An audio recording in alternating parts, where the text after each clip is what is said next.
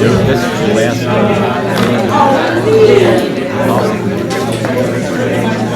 maybe or not, right? Is it historical roasting every year?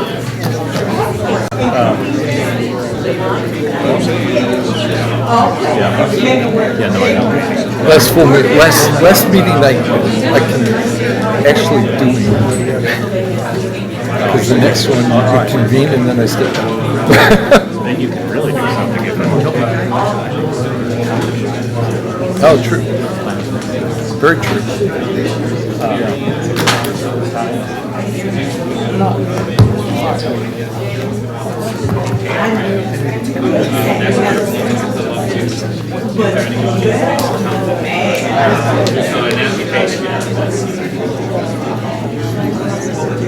Yeah, that's in July.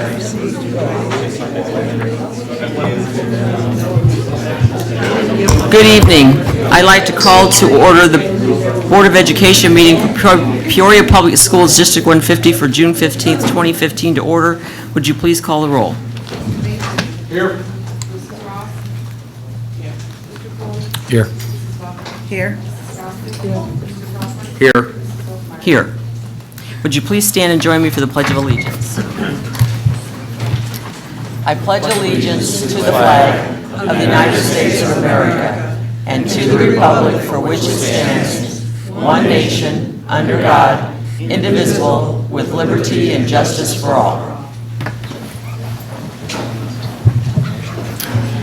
First, I'd like to mention, and I haven't looked outside, but they're predicting some storms tonight. So if for some reason during the meeting we get some severe weather, I just want everybody to know that the protocol here is for us all to go out in this hallway that surrounds the boardroom. So if that would happen, that's where we would all go, is out into this hallway.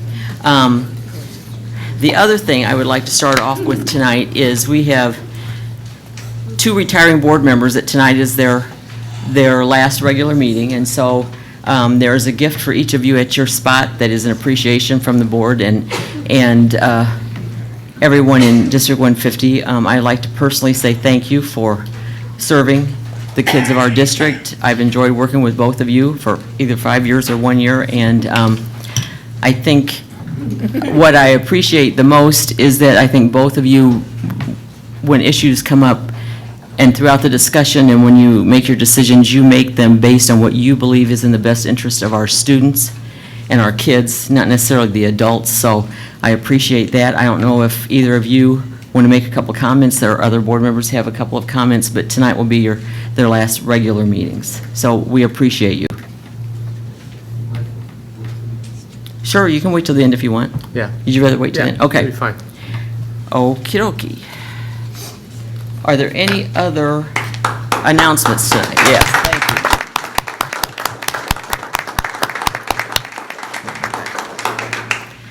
you. Are there any other announcements tonight? Dr. Lathan? Today, we entered the third week of our summer food program for students throughout our city. As a reminder, the summer food service program was instituted to provide nutritious meals to children during the summer months when school is not in session. The program is funded by the USDA and administered by the Illinois State Board of Education. Peoria Public Schools and several community partners have several sites open for breakfast and or lunch throughout the summer where meals are free to all children 18 years and younger. In addition, we've teamed with several day camps and activities throughout our city that did not offer meals to students. So that as a community, we can ensure our children are receiving proper nutrition throughout the summer, as well as encourage them to participate in learning activities during summer break. During our first week, more than 1,300 breakfasts and 1,700 lunches were served. While we have not received a report from all locations, we have from many serving sites for last week, and more than 2,300 breakfasts and nearly 3,400 lunches were served as a part of this program. So far, we reported in total of 3,654 breakfasts and 5,150 lunches have been served. So once again, thank you to all of our community partners. Thank you to our food services department for providing this opportunity for our children this summer. Thank you. Any other announcements? Could have and the other thing is, we do have a public hearing on the amended budget tonight, so wherever we're at in the meeting at 7 o'clock, we will take a break and do that hearing and then return to our regular meeting. I need a motion and a second for the approval of minutes for the May 26, 2015 meeting. Are there any questions or comments? Would you call the roll? Mr. Baker? Aye. Mrs. Ross? Aye. Mr. Gordon? Aye. Aye. Mrs. Costa? Aye. Mr. Crawford? Aye. Ms. Martin? Aye. 9-0, motion carries. That brings us to audience opportunity to address the board. As a reminder, this is a business meeting of the Board of Education held in public, not a public meeting. It is not a question and answer session, and it is not a debate, so there will be no response from the horseshoe unless one of us has comments once the audience comments are completed. Recognizing everyone's First Amendment rights, we still ask that you refrain from speaking about subjects or topics relating directly to district personnel and also those not germane to the Board of Education's authority. We also ask that you refrain from using inappropriate language and keep a civil tone to your remarks. When you're recognized, please come to the podium and give your name for the record. Each speaker is limited to 3 minutes. No one under 18 years of age may address the board unless accompanied by a parent, guardian, or a teacher without the consent of the majority of the board. Board members are also available by phone and/or email. This contact information is available on the district website and in the school calendars that parents receive from their school. William Cannon.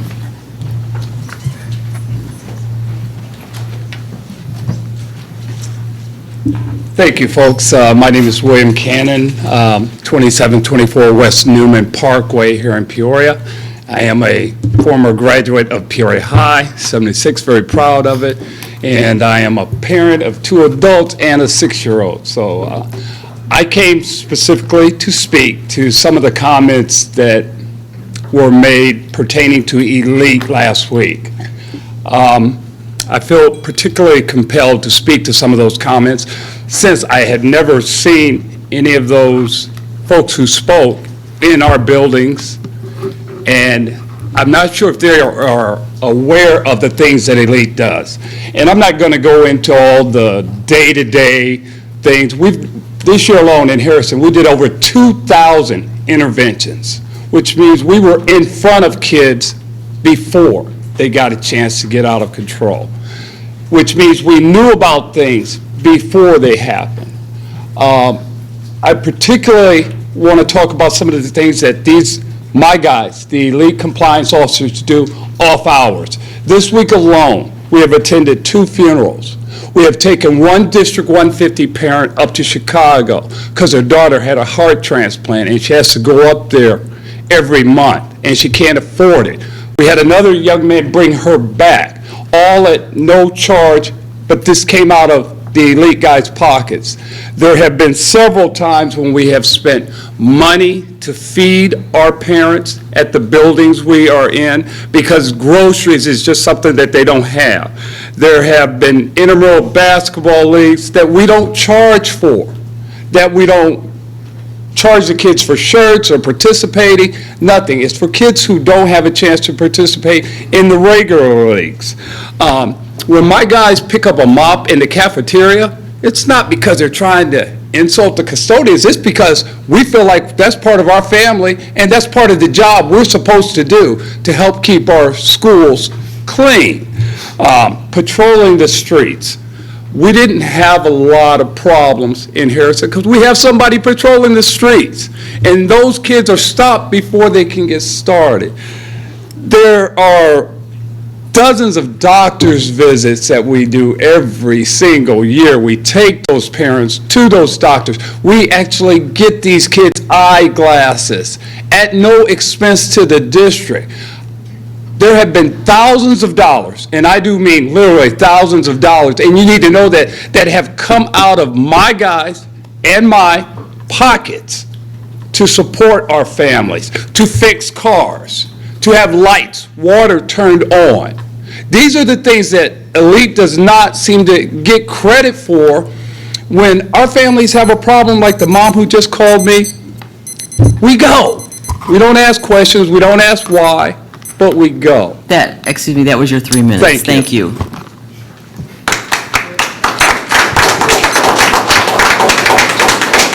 Terry Knapp.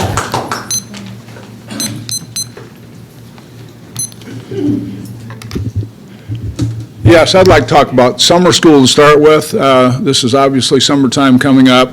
We've had an absence of summer school here in the district for the last several years, and I think it's a total disservice to this district to not have summer school. We talk about year-round school, and the average person sitting in the audience or at home says, oh, District 150 is trying to have year-round school. Bogus. The Valeska-Hinton model is not year-round school. We had 9 months of school and 2 months of summer school for 50 years. We do not have summer school anymore. There is no way students can make up courses. They get on the computer and they get credit recovery, which is not making up a course.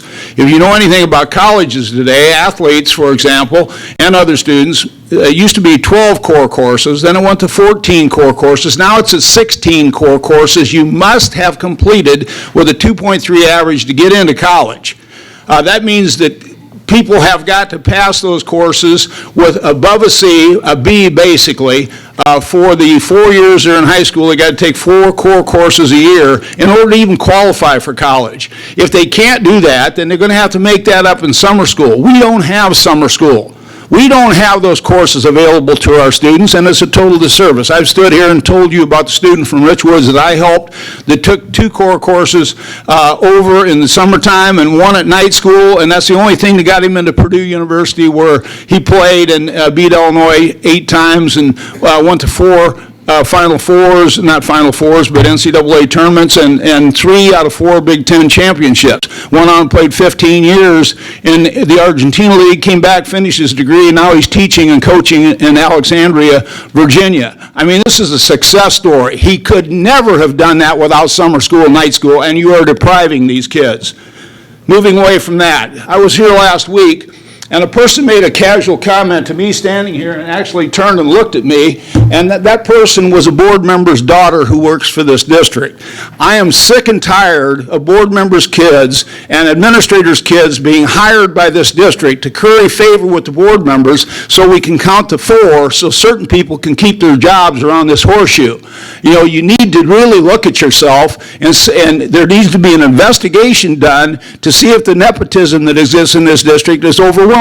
I think it is, and you need to really take a hard look at it. We need to stop hiring people just because we're currying favor. I'm not saying that those people aren't qualified. I'm saying that it's done obviously for a purpose, and it's done for a purpose so people can retain their jobs. I want to talk a bit about Mr. Rayner and the $63,000 he got in the last 5 months for staff development again. Again, I repeat, Harrison and Roosevelt, where he's done much of his staff development, have been in the tank. What is it that he does, and how do you measure that we keep paying him ungodly amounts of money? You couldn't hear it went off. I couldn't hear anything. No, I think we're having problems with it Okay, tonight. thank you. Thank you. Sharon Cruz. In a CI news release, Lathan is quoted as saying, "I cannot send out into the world students who are not prepared. So we still need to prepare our teachers and principals to educate children." Isn't she implying that without her leadership and Avid, our teachers and principals are not capable of educating children? In a June 2 memo, Copeland consoled all on Wisconsin Avenue for any disrespect they may have suffered by being criticized by a writer of a PJ Star letter to the editor, and encouraged you all to fight for the respect you deserve. Please earn it, give it, but don't fight for it. Also, the news article quoted a teacher as saying that Avid, through the elective class and the strategies of the class, allows teachers to expose students to the rigors of college. What Avid elective has been added to the curriculum? When did the board vote to add this elective? And how much credit is given for it? May I call attention to ways the district hinders teachers from preparing students for the rigors of college. College teachers do not have to give up teaching time to deal with disruptive students. Even here, you have security that would immediately escort out anyone who disrupts the meeting. Compare that to what teachers deal with every day. College students pay a hefty price for a course, which they can fail and must pay again to take the course over. In District 150, taxpayers pay for students to repeat failed classes during the school day because the district won't charge students for summer school. Why can't Title I money help fund summer school? I cannot imagine making students responsible for learning material if they can't take books home. However, because Latham refuses to charge parents for their students' lost books, most students are not allowed to take books home. Teachers can't assign homework. Why do students who are absent, when do students who are absent make up their work? With rigor, there should be no class time for making up work. How do students study for tests without books? Collecting for lost books is still expected of the superintendent, according to policy.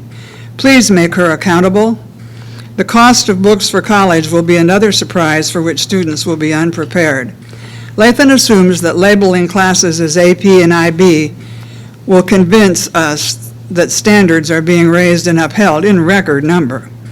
The large number of A's and B's given for AP classes and the relatively few D's and F's suggest to me that grades are inflated, for which I certainly do not blame teachers. I will happily eat my words when the same number of students pass the AP test, and I trust they will. Thank you. Quentin Neal.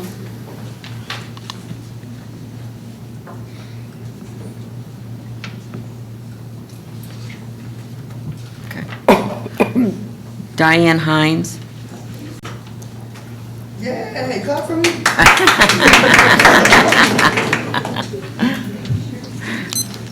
Hi, this is my first time addressing the board, and I am so glad to be here. Sorry it took me so long. Hi, everybody. Hi, Dr. Lathan. And come on up, youth. Stand by me. I thought we couldn't use or couldn't say certain names of board members or people like that, but since everybody is, I'm going to say it. Can one person make a difference? Yes, and I believe that Dr. Granitha Lathan has for District 150. You know, I have a copy of the bragging rights. I was looking at it, and I'm coming. This is my personal opinion, and since 2011, and she's been here, I've seen a tremendous difference in this board. In this district, and with the students, because I serve students. I have my own mentor program, TSO, Teen Speaking Out, Teen Stepping Out, and I brought a couple of students here today, and I've seen a difference in things that's been going on. And reading through this and even seeing this, I'm so glad I got this. But you guys say change 150. Yes, we can change 150, and 150 has changed. And one change that I think that should stay or shouldn't take place is getting rid of her. She needs to stay here because she's doing a beautiful job. And I've seen it. Our students as far on the south end are just getting just the same treatment or up north or farther out. These kids, the curriculum has changed since 2011. The curriculum it's been replaced. They've been taught out of books that's over 30 years old. Yes, that's true. I've seen it myself. I'm a graduate, 1984. I had 3 students that graduated, and yes, I've seen a difference. Foreign language in all the middle schools and gifted instructions in middle schools, and the Career and Technical Center down at Woodruff, which is awesome because I work there and I'm a part of that, and I help with the hair braiding. To know that these students are going to leave out with a cosmetology license, they can go ahead and do other things, open a business or do what they have to do, construction trade, culinary arts, engineering, health occupations. This is beautiful. This wasn't here when I was in school, and every adult I know like, wait a minute, we didn't get that. Oh, we got it now. Dr. Lathan brought it. Okay, and Richwood's been the only IB program this side of Central Illinois and doing an excellent job, things like that. She's doing an excellent job. And to come in and just make changes, even the kids were telling me, like, we have a new gym, and I love campus learning, and this and that and stuff. Can we say something? Can we say something? I said, I don't know. You might be underage, but I'll let you sign the card anyway. But, this, you know, and the athletics department, I believe Dr. Lathan is doing a beautiful job. And the district that's supporting, I think you're doing a beautiful job for District 150. And like I said, it's my first time. I'm probably going to go on. I would sing a song, but I know that's not a part of it. But thank you. Love District 150. Dr. Lathan, thank you. Lydia Branch.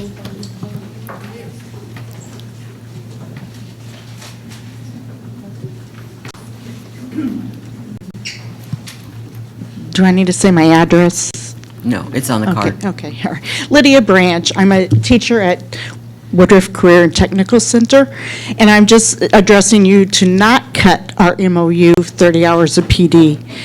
With those 30 hours of PD, for the last 4 years, 3 of which I've participated, we've been able to bring restorative practices to our school. We've been able to help the students, those in the alternative setting, our contemporary program, as well as the regional safe school program. I believe in the programs. I love working there. I love working with the students. I can see a difference in those students when they come through the door and when they leave, as they're saying, Mrs. Branch, I'm going to miss you. Mrs. Branch, what am I going to do without you all summer? And I say, you're going to be successful at your home school. And that's what I tell them every day. We've been able to, with those 30 hours of PD, bring the program of the Regional Safe School program into focus and set guidelines for our students and expectations for them. And I've seen it this year. We had probably 2 fights all year. That's miraculous when you're talking about expelled students. Thank you. Thank you. Lynn Anderson-Loy.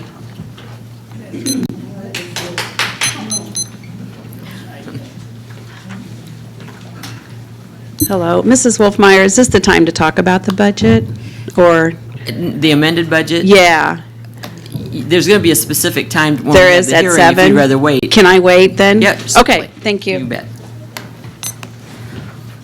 Audrone Simmons.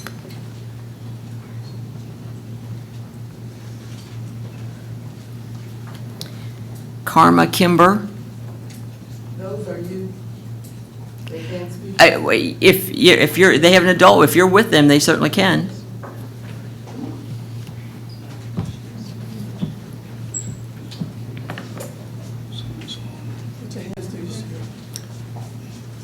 Audrone is first. She does, okay, she does, okay. Okay. Karma Kimber then. Straight A student and honor roll and perfect attendance. Tell them. I don't know what to say.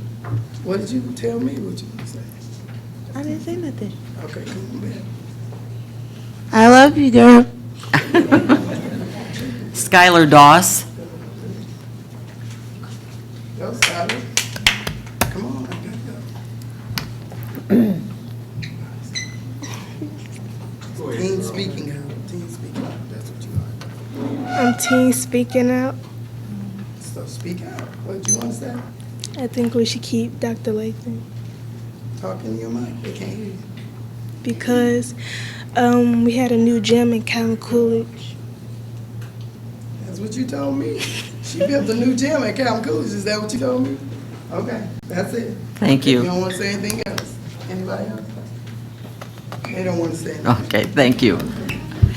Charlie Thomas. Charlie Thomas, teacher at Woodruff. The new Woodruff, was there for the old Woodruff also. We have 3 board members, Ms. Ross, Ms. Butler, and Ms. Wolfmeyer. It's been through a lot of stuff, and one of them is the closing of Woodruff. And back then, unfortunately, we thought that was the cure. And I'm so glad it's open, and Miss Branch made a comment about how well the Safe School site, the whole building is running well. And once again, I would encourage board members, and I don't think I saw any of you, I might have missed you, but come down and visit once in a while. And I know you all have jobs, and I know how that works, but for you to rule on things and make comments about things, you need to be there and see it firsthand. And it is fantastic what's going on down there. I do have other comments for the budget part, but no, back to the three board members. I know you've been through a lot of this stuff, and we got to find a way to fix the district. Next year, I will start my 35th year teaching, 29 of those in District 150, and I never even considered leaving 150. I can remember 10 years ago, maybe further, when it was just, I mean, that was the district. And I still believe we can be that, but there are going to be a lot of changes. You know, there's things that we do outside the district, bring in people to teach us, and we've got the people right here in this city that can teach the other teachers. We got a lot of people here that have great knowledge. We don't need to bring in these expensive programs to make us better teachers. You know, there's a lot of things we could do. You could say, do that, do that. I think just the basic things. Let's get back to how it used to be, where we take care of our own business. You know, we have Elite, and Elite is fantastic. But a lot of those things he described is what teachers should be doing. A lot of those things, teachers can do that. And there's a lot more of that thing. The discipline down at Woodruff is funny because, you know, you get kids that come in that had a lot of discipline problems, and we have a lot of programs in place. But bottom line is, when it comes down to it, a teacher making that relationship with a student is the most important part. You can have them do peace circles, you can have them do whatever you want them to do, and if the teacher has that relationship, that student's going to respond, and that's where you get those things built, and then all of a sudden, the student wants to come, and if it was just to see the teacher, that's a start. Then we get him here for other reasons. I hope with the budget, we pick and choose the correct things. I know it's got to be extremely difficult to do, but there are some things on there that we obviously don't need anymore. I get that. I don't want to take away from teachers and their approach to the students, but there are a lot of things on there, especially if you look back in history and see some of those things that we thought were going to save the world have just been a disaster and costly. You know, we can go back to Edison, we can go back to efficacy, one of my favorites, efficacy 50 years ago or whenever that was. I still got time, I can't believe this, I must be talking fast. No, but anyway, I'm here more for the budget part. I haven't been here in a while, and I came to see Joni because I love her. Thank you. Thank you. Savino Sierra.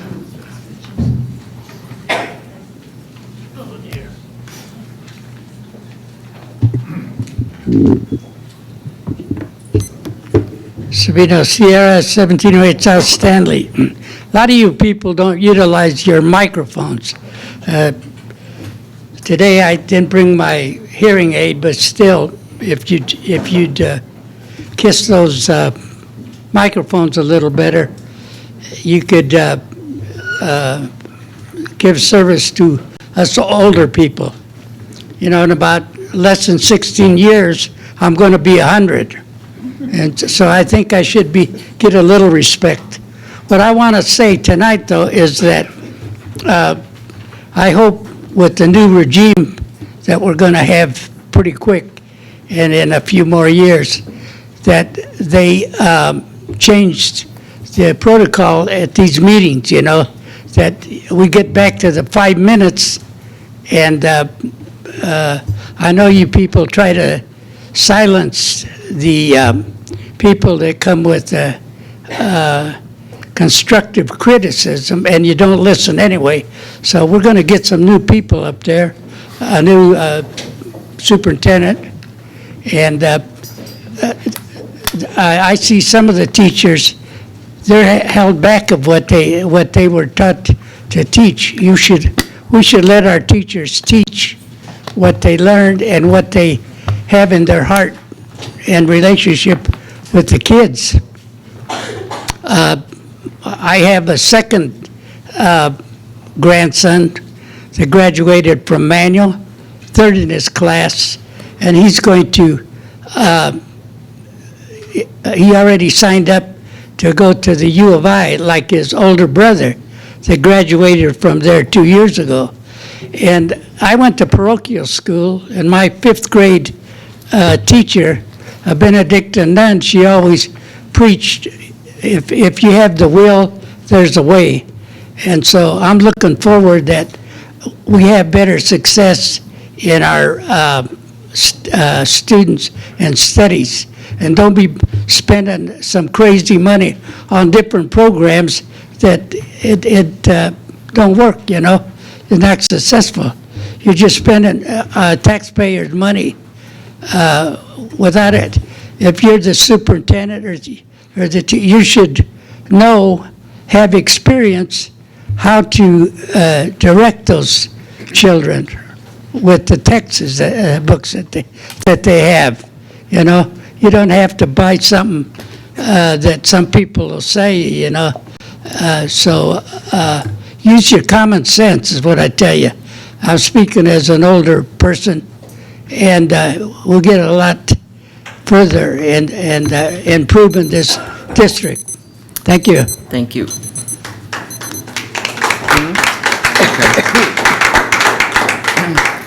Is Amity Jackson still here? Okay. We'll be able to, that was good timing. We'll go on to our public hearing on the amended budget for 2015. I need a motion and a second to open the public hearing on the amended budget for 2015. I'll move the opening of the budget hearing. Would you call the roll? Mr. Bateman? Aye. Mrs. Ross? Aye. Mr. Cloyd? Aye. Mrs. Butler? Aye. Mrs. Costick? Aye. Mr. Crawford? Aye. Mrs. Wolfmeyer? Aye. Before we ask speakers to come forward, I'm going to look at Mr. Wilcoxon. Do you want to give us just a brief summary on what the changes are as far as the original budget and the amended budget, whatever information you want to give us? Sure. Last meeting, the board was presented to discuss the amended budget. Just to be clear, this budget is for the fiscal year ending June 30th, 2015. So it's the fiscal year that ends in about 2 weeks. This is not a hearing on the 2016 budget, which begins July 1st. The original budget was adopted with estimated revenues and expenditures, and it's normal practice for Peoria and other school districts to amend the budget at this time. Per requirements of the Illinois School Code, public notice was given on May 26th that the amended budget was available for public display, and it's been on public display for 30 days. Tonight, the board will hold this hearing on the amended budget and vote on the amended budget. As the board president asked, summary of the changes from the original budget, and we talked about this at the May 26th meeting.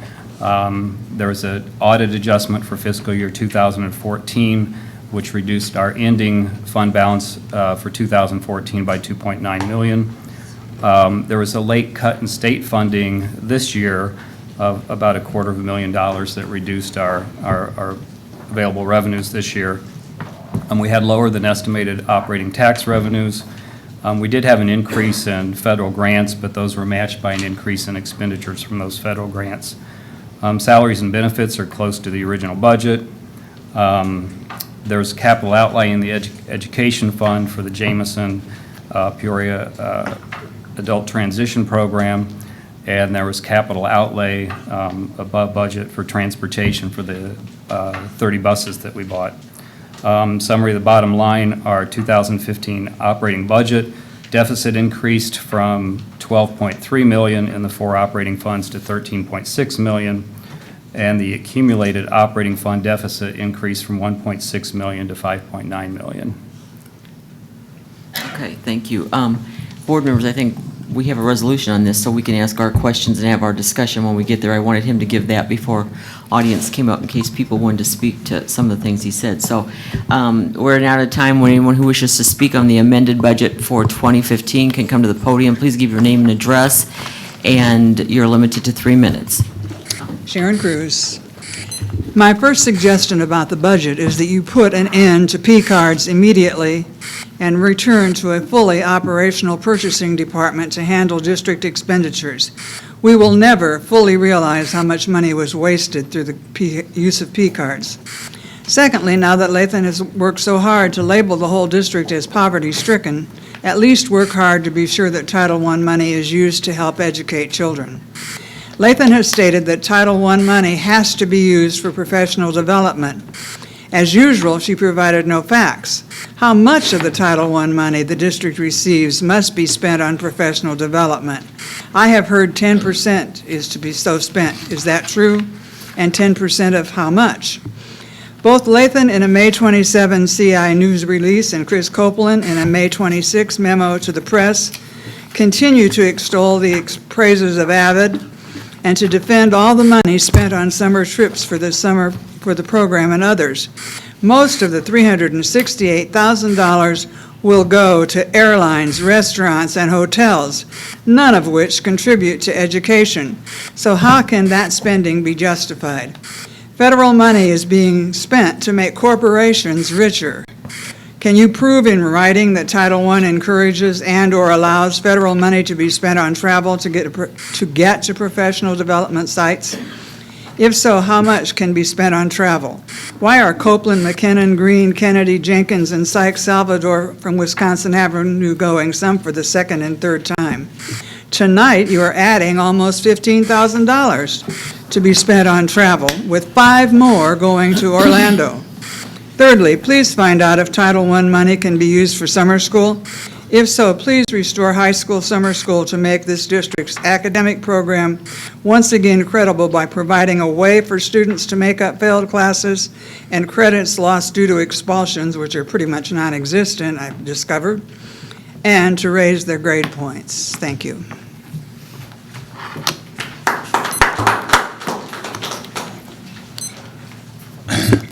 Terry Knapp, 922 West Wilshire Drive, Peoria.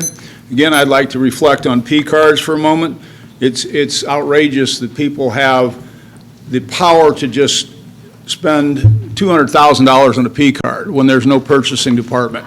The purchasing, last week you guys were kind of blindsided, I thought, by the fact that some of these numbers even came in. Those were charged to P cards. You didn't have anything to do with it. There was no purchasing department to say, you know, this is right. I mean, it used to be you had to apply to the purchasing department, pay for it yourself, and then turn around and get paid back after the board approved it, not before. It's ridiculous. Temporary building. The temporary building out at Lindbergh, we put that in for what, $100,000, $150,000? We turn around and we took it down for $79,000. I think it was in the board packet here a couple weeks ago. Where did the building go? I mean, why did we buy, you know, a building and 2 years later tear it down? I mean, was it successful? Was it not successful when those kids were bussed out? We all stood up here and told you the busing's ridiculous, and to take these inner city kids and bus them an hour each way is not productive.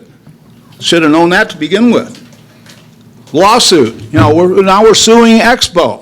We can't get along with the Park District on the swimming pool. We can't get along with the Park District on the stadium and the contracted stadium. We can't get along with anybody. And now we're suing Expo because they don't want you traipsing all these extra buses. I mean, the district is just loaded with buses. Go out there sometime.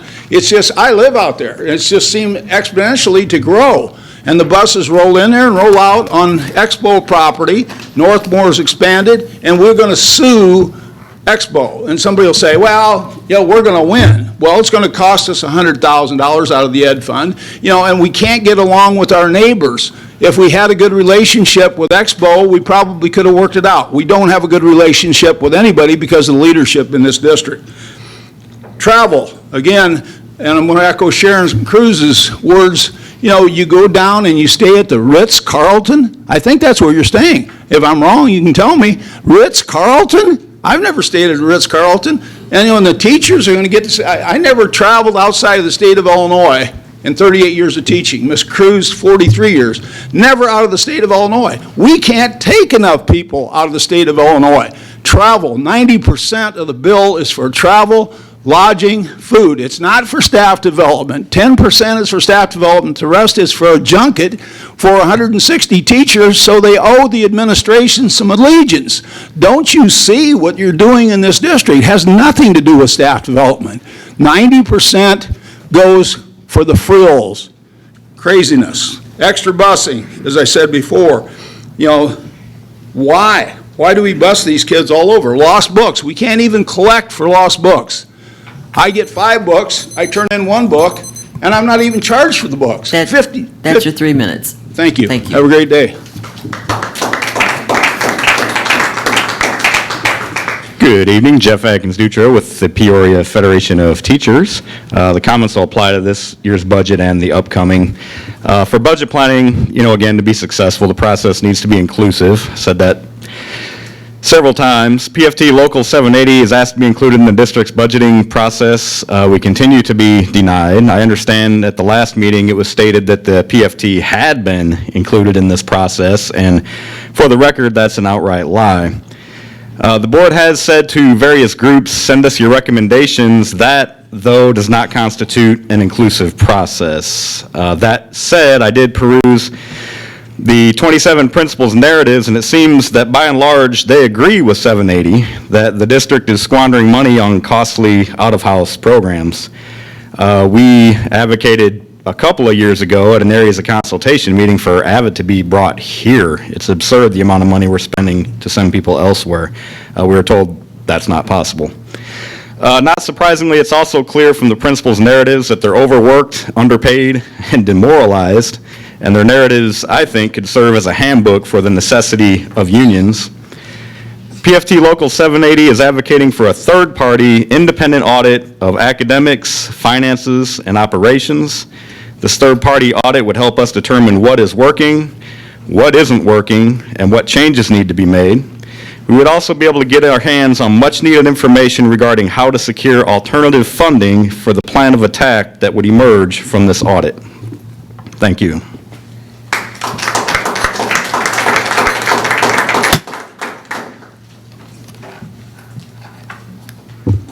Charlie Thomas again.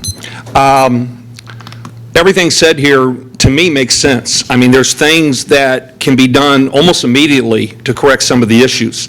And I will once again talk about the PDs. And, being at Woodruff, I think 90% of the PDs are held at our building.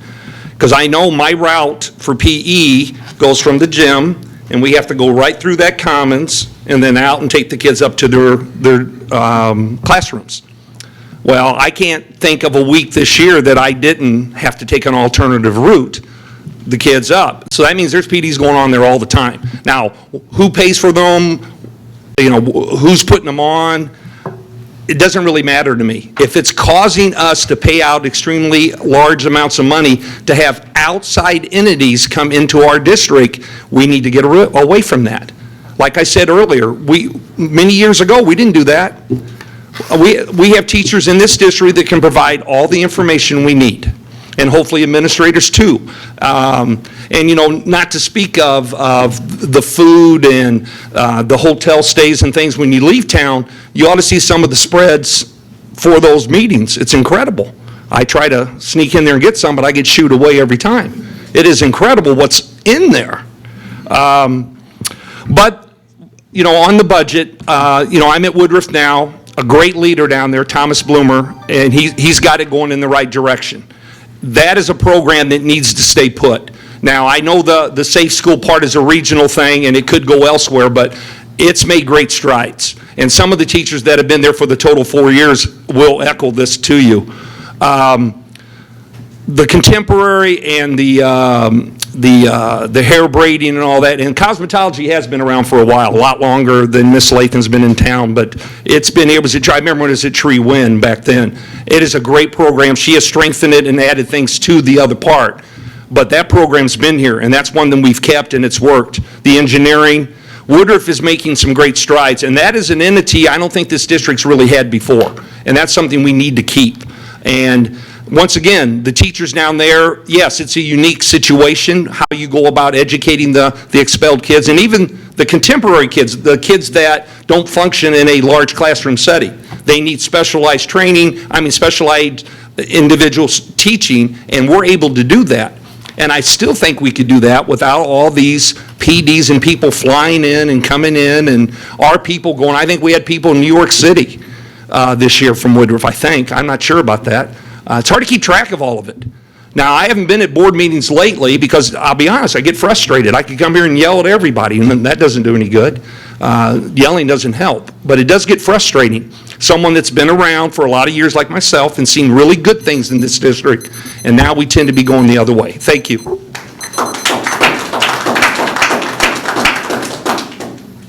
Hi, Lynn Anderson Loy, 3304 North Biltmore in Peoria. I'll follow Charlie since we both work at the same building, and he raised the question of how we're going to educate the regional safe school students and the contemporary students. And my point today, by the way, I'm the middle school science teacher for both programs, for the contemporary school and for the regional safe school. And tonight, I guess I got confused. I thought we were going to be talking about future budgets, so maybe think about this in the future. But I wanted to talk about with the board about not cutting the MOU with Woodruff, and that's how we've made the changes in the kids that really are struggling in our district. We are accepting them in our programs. We're trying to build really good programs, and within the MOU are 30 extra PD hours that we get, and in the MOU, quote, it says to enhance student achievement and bring about positive change.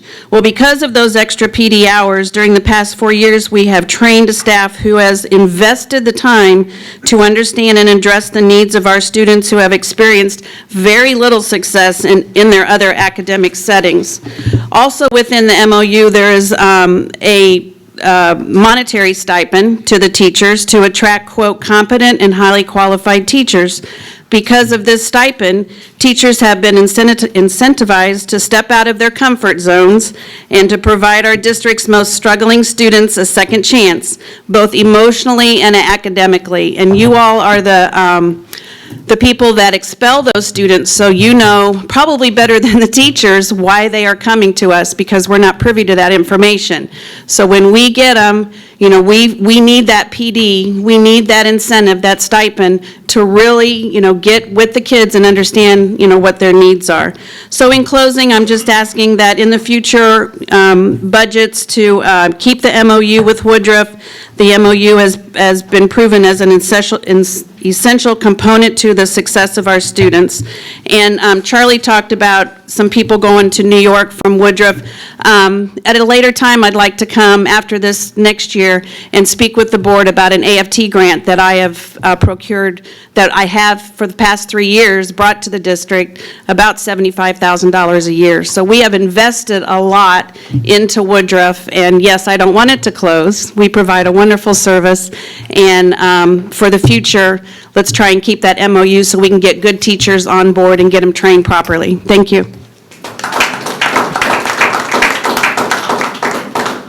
Is there anyone else who wants to speak to the amended budget?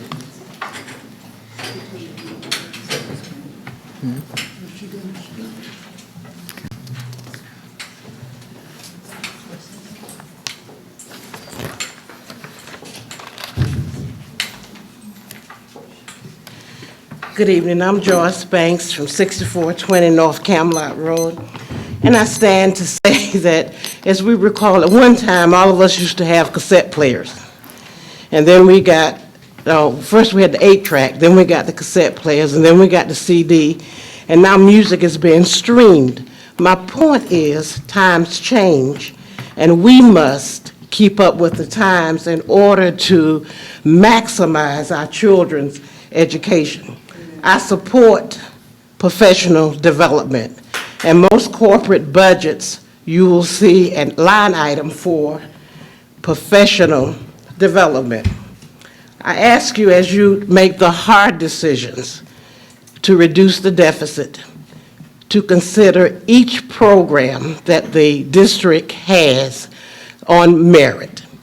What does that program do to further the education of our children? Does it reduce truancy? Does it reduce the incidences of violence? Does it maximize the students' potential? Are our students in school more than out based upon that program? I'm emotional about this because I worked in Tree-Win and in Manual. Paid for, that work was paid for by state funding, not through the district. And I saw many times students in the schools that I worked with not being able to take their books home, not being treated the same as students in other parts of the city, and I've seen that change. I know that there has been a change, and I am distressed to see vicious personal attacks. In closing, just let me say, please look at measuring the programs that we're going to keep and how those programs will affect our children.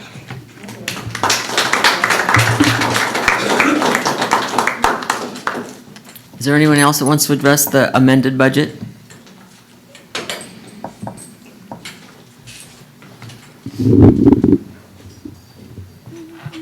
Mostly what I can say is, we're going to have to cut some of these programs if we're going to, and use that money for some of these other programs that will help better our kids. You know, it's good that we want to educate our kids. Sometimes we rush them too much, you know. We don't let these youngsters enjoy their early years, you know. You're already training them putting in their minds that they're going to go to college. Not everybody's going to go to college, you know. You have to, what the school is supposed to be teaching is the 3 R's and added R for respect. But wherever they do, whatever job they do, they have to learn how to read, write, and do arithmetic. When they read, they have to know what they're reading and comprehend what it says, you know. In my trade, we have a lot of people, you know, that didn't know how to read or write, and they'd make an excuse that they forgot their glasses or they didn't have a pencil, and I knew what was happening.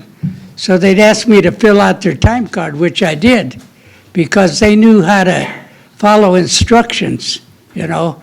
As apprentices, I trained a lot of people in the skilled trades, you know, and you're teaching these kids to go out and do different things, but you're not teaching them the real important things. They should have to go through apprenticeship in organized skilled trades, you know. And I know I painted for 50 years. I was in all different kind of environments, you know, in highfalutin homes, and I observed, listened, and communicated with these people. That was an education in itself. I worked in a number of universities, you know, in the new construction and other universities already built, you know, like Bradley, Western, ICC, Eureka College. And I've done a lot of churches too, talking to people, the religious people, you know. You learn there too. And so I think you gotta forget that, teaching them when they're real little to you're going to go to college or this and that. Thank you, Mr. Sierra. That was your 3 minutes. Let them enjoy their childhood. You know what I mean? I'm telling you by experience, you know. And I was dropped out of school after my first year of Spalding. Mr. Sierra, that was your 3 minutes. Pardon? That was your 3 minutes. The buzzer went off. That was your 3 minutes.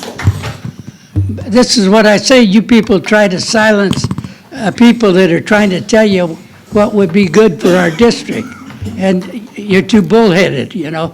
And so this is what I tell you. We're going to get rid of you soon. Thank you.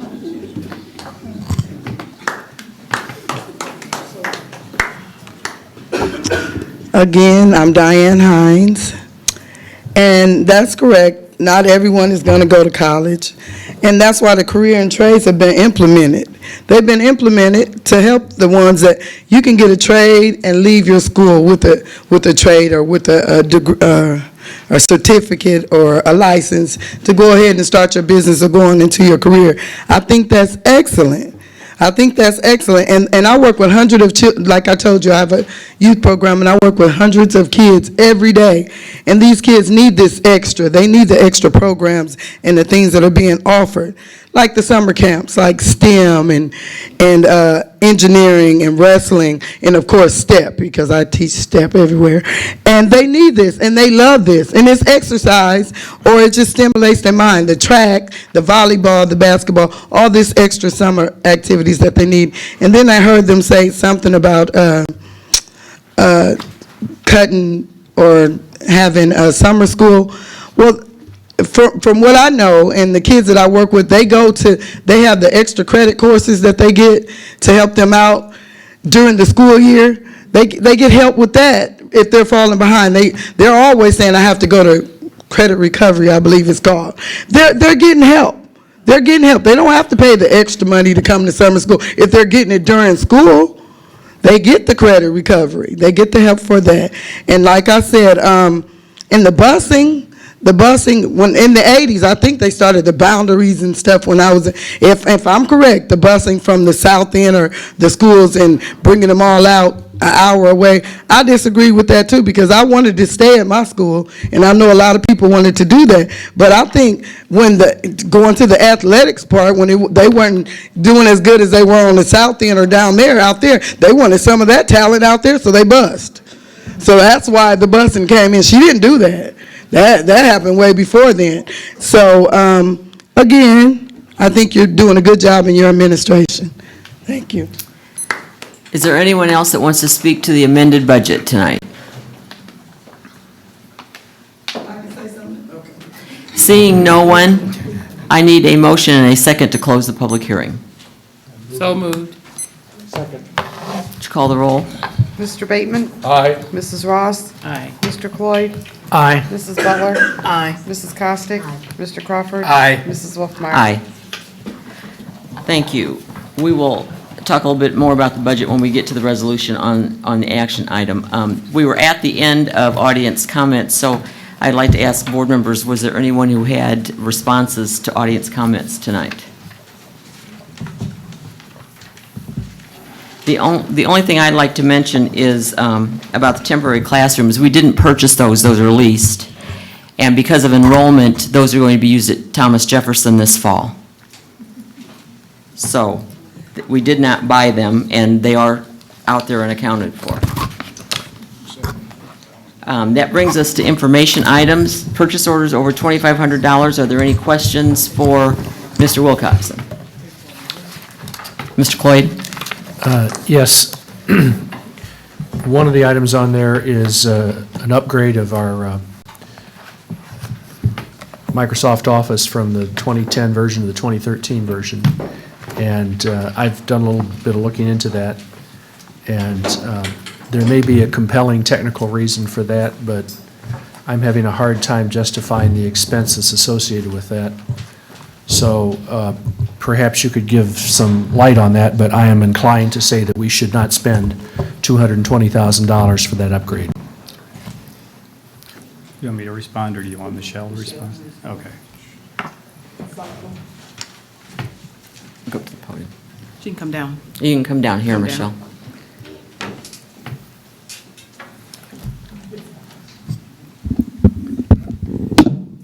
Is this on? Yeah. We are upgrading from 2010 to 2013. If you'll remember, back in November of 2011, the board approved upgrading to Microsoft Office 2010. That's almost 3 years ago, so we're trying to keep current with technology. So at this time, we are planning to upgrade to Office 2013. One of the key features that we want to get out of Office 2013 is Skype for Business. What that'll allow us to do is do distance learning between classrooms. For example, we've got some teachers that we have trouble filling the position. So if we have video conferencing between our schools, we'd be able to use one teacher in one building to train a classroom in her own building plus another building. So that is one reason why we're going up to Office 2013. Go ahead. Let me. Because I have let a me question on that. Okay, let me pursue that. Is this the only way you can do that with Skype? It's not the only way, but Microsoft is providing Skype for free. However, the Skype for Business, we only get if we have Office 2013. So we could do Skype for free, however, then there's no management capability with that. But also for our high school business, I mean, this is more than just Right. overall, but it's also for our high school business students that take the courses, and making sure that they have access to the latest software available as they prepare to graduate and move out. So that was another reason for looking at that. Well, my experience is that most businesses don't upgrade every time Microsoft puts another one out there. I know that at least one large company in this town is still on the same version that was there at 2010 when I retired in 2011. And there's two things. One of them is there's a tremendous potential cost to implement and install, and I don't know if we push it out or how we do that, but there's always a cost, number one. Number two is there's always programs that will not work with new versions, and that creates a number of headaches in terms of how you do that, and your help desk gets overloaded with people trying to get that fixed. So I am still extremely skeptical. I know your group does a great job. I trust and believe in what you say, and I'm not discounting that. I think there's a very marginal benefit in this. If we were sitting here with a cash surplus, I'd say no problem. But when we've got a deficit like this, somebody's got to get a better business case than this to spend $220,000. So I will be recommending that we remove that from the purchase orders. And if the organization wants to come back with a better business case that shows why, I'd be happy to entertain that, but not at this time.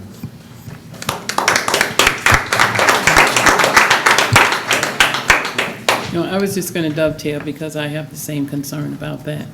Let me understand you. You're saying that we wouldn't be able to get Skype for Business unless we purchased the whole new software suite. Microsoft has provided us for free Office 365. That's allowing us to have Microsoft Exchange for free. They're also allowing us to have Skype, which is previously called I know Link, that's what I have. I have for the free. same thing. You have Skype, the home version, but for us, they're providing us with Skype for Business, which ties into Microsoft Exchange. All of that is free, but to get the full client, which includes the video component, which is what we want for distance learning, you have to have Office 2013, But is that the unfortunately. only video component that we can use? There are other programs, but then I'd have to purchase other programs. But how much would those other programs cost in comparison to the 220,000? It depends. Other districts are using Adobe Presenter, which again is a cost. Adobe is rather expensive. I've looked into it, but it's, again, up in the hundreds of thousands. And I just want to say, Michelle, I know you've done your research and you've really done a good job of managing the technology piece. It's just that if this 2010 suite is somewhat obsolete now, in 2 years, this is going to be, we're going to have to do this again? What I'm hoping for is at least 3 years. I don't want to get so far behind that our students are learning on an old system that when they get out into the business world, they're that far behind their other school districts that have already upgraded. So if we're going to 2013 now, in about 3 years, that's what I'm looking at for upgrading it again at that point. At that point, I don't know if Microsoft is going to continue, and I'm hoping to give us more discounts, deeper discounts, to get the school districts to continue using Microsoft Office. Another question. Does this mean we have to do any hardware upgrades to run 2013? No. Okay. Well, anytime I was in business and somebody, I wanted to spend that type of money, I had a business case that was written and had a payoff, a benefit, a discounted cash flow statement, and some valuation that I could evaluate compared to other alternatives. So if that document exists, I'd like to see it. If it doesn't exist, I think we need to see it. We just cannot take on faith that expenditure, even though I trust you and believe in what you're doing, but I cannot in good conscience vote for that at this time. So I hope you understand that. I'm not being obstructionist, I'm being penny pinching, and I'm going to do a lot more of that.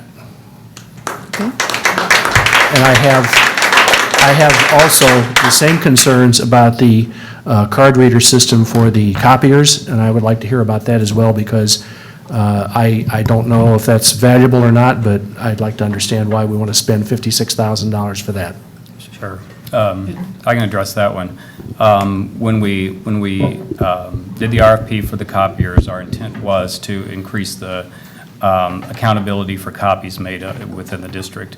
Currently, it's kind of ad hoc at school. Some principals have gone so far as to move a copy machine into the principal's office to monitor how these copies are being made and to control copies. This would be an add-on feature to each copy machine. Right now, we can monitor the copies that are sent through print, but we can't monitor who's making copies. And it's particularly troublesome anecdotally with the color copiers, that these occasionally are done or used for non-school district copying. This would allow us to track copies by individual through print or color copying. And then it will help the principals monitor what's going on in their copiers, and the same with admin. So district-wide, we'll know who is copying and who is printing on each machine. The other thing that's bubbled up is security. When you send a job to print, it often sits on the printer, or somebody will take it off and put it on a table near the printer, and these are can be sensitive documents related to students. They could be confidential documents of the admin building. So with this system, you would use your ID badge, and it would then release the job to print when you come to the copy machine. So your copies are secure then. So it's fiscally, we hope that it pays off, but also it's a confidentiality issue that we think is important too.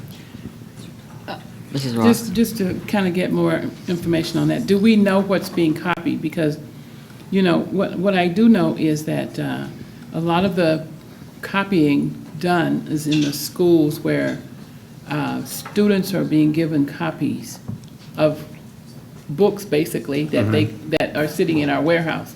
Correct. So, I mean, We know how many copies are being made. We know who is sending print jobs to the copiers.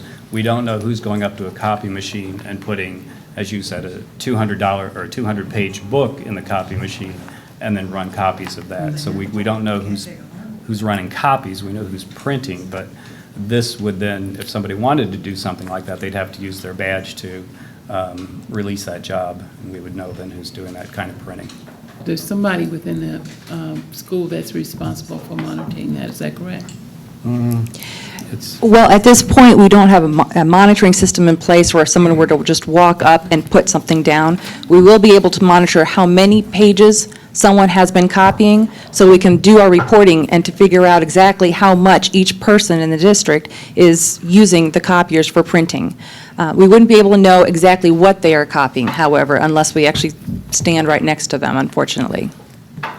As I recall, we were averaging about 1,000 pages of copies per student. Is that about right? We were district-wide, we were over 3 million, as I remember. Is that I right? believe so. I just ran the reports today, so I can get the information to you. So now we can actually report upon the actual number of copies, how many are color, how many black and white, how many are duplex, so we're not wasting as much paper. And then we'll also be able to compare this year to next year, because we're going to be able to tie into tie in the copy feature as well. So we can have return on investment. We can not only report, but eventually, if it gets to the point where we are not getting the return on investment that we want, we can actually set quotas on every staff person to say, you get a total of this much dollar amount or this many copies that you can make during the year. And if you go over that, then if you need more, you would have to talk to the principal. Yeah, it's by exception then. Yeah, but they've done that before. We've had that, we've had the quotas before, but go back to my question. Would it decrease the amount of copies if we were to distribute the books that we have? Well, I can't speak to the copying, but if they have the books, then they shouldn't need to copy. But we can decrease the number of copies made at the school because we would know how many each staff person is making. And if we wanted to set a quota and to stop them from making additional It copies. doesn't work. We did that before. Yeah. So, at this point, that's a purchase order, but it has not been executed, as I understand it? These are? No, that's not correct.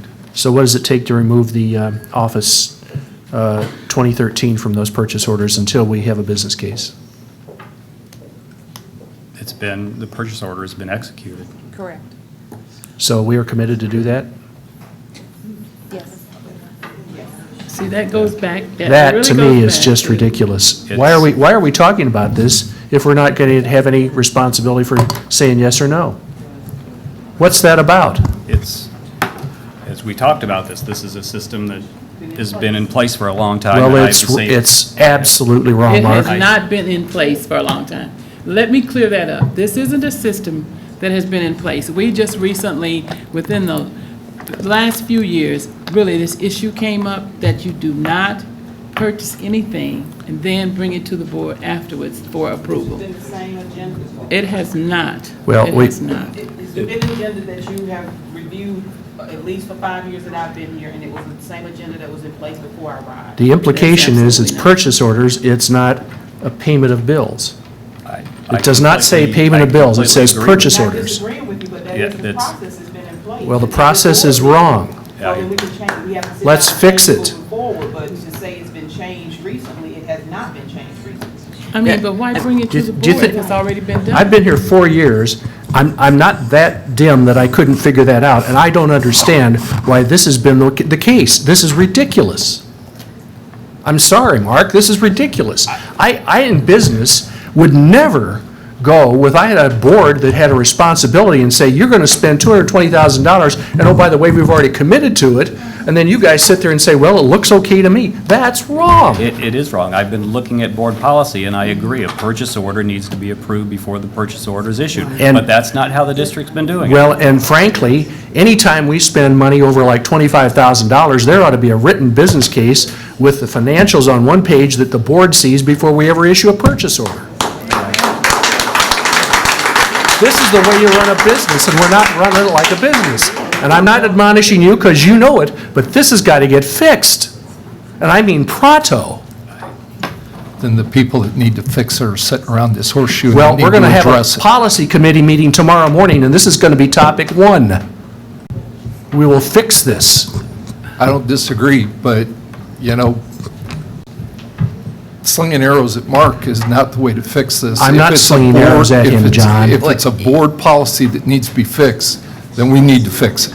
Well, I understand that, and I have a very good relationship with Mark, and he and Yeah, and I don't- I gave him a heads up on this before the meeting. I told him I was going to make an issue of it. He knew it was coming. You knew it was coming. There's no surprise here. But it, to me, is just ridiculous that we're sitting here. Why do we even bother to talk about it? If we can't have any responsibility for this, While you're looking at that, I'd also go ahead and add travel to that too, because it Well- should be in the same vein. Shouldn't be a dime spent on travel until this board has approved that expenditure. But that And we've had that, we have had that discussion with travel. is, but- yes, we have. And And people have had to pay money back. And the only, and I don't disagree with what you're saying about the purchase orders either, but for the 10 years that I've been on the board, POs have been listed under information items, so I knew I wasn't taking action on them. Now, that doesn't change what needs to be fixed, but to get, I mean, it did feel like you were slinging arrows at staff, and I know you didn't mean to do that, but it certainly came across that way. And if we need to fix it, then sling the arrows at us, okay, because we're let's the all, ones that need let's to all do do it. it. My apologies to Mark. It's fine.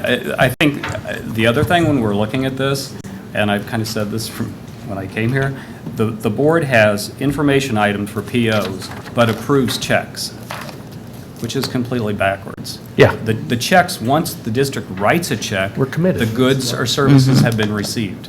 So we can have this discussion with the policy group, but there's no approval for a check. Once we don't issue a check until we owe somebody money. So it would be very hard to not approve a check. The only other thing I want you to keep in mind is, and I think the policy committee needs to look at this, but we go through this all the time too, we need to keep in mind that, to look at procedures we have to go through as a school district, because our procedures cannot necessarily follow Caterpillar's.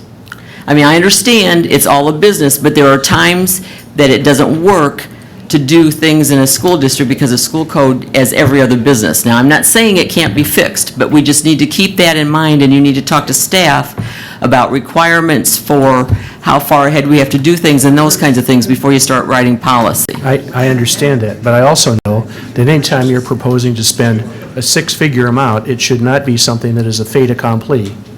And I agree with you, but then that's when we need to give instruction to staff through policy that we want that procedure to change. I agree. See, my question is, what if the majority of the board says no? No to what? No to something that's brought to us that's already been spent? But, What well, if the right now, majority that's not says an no? action item.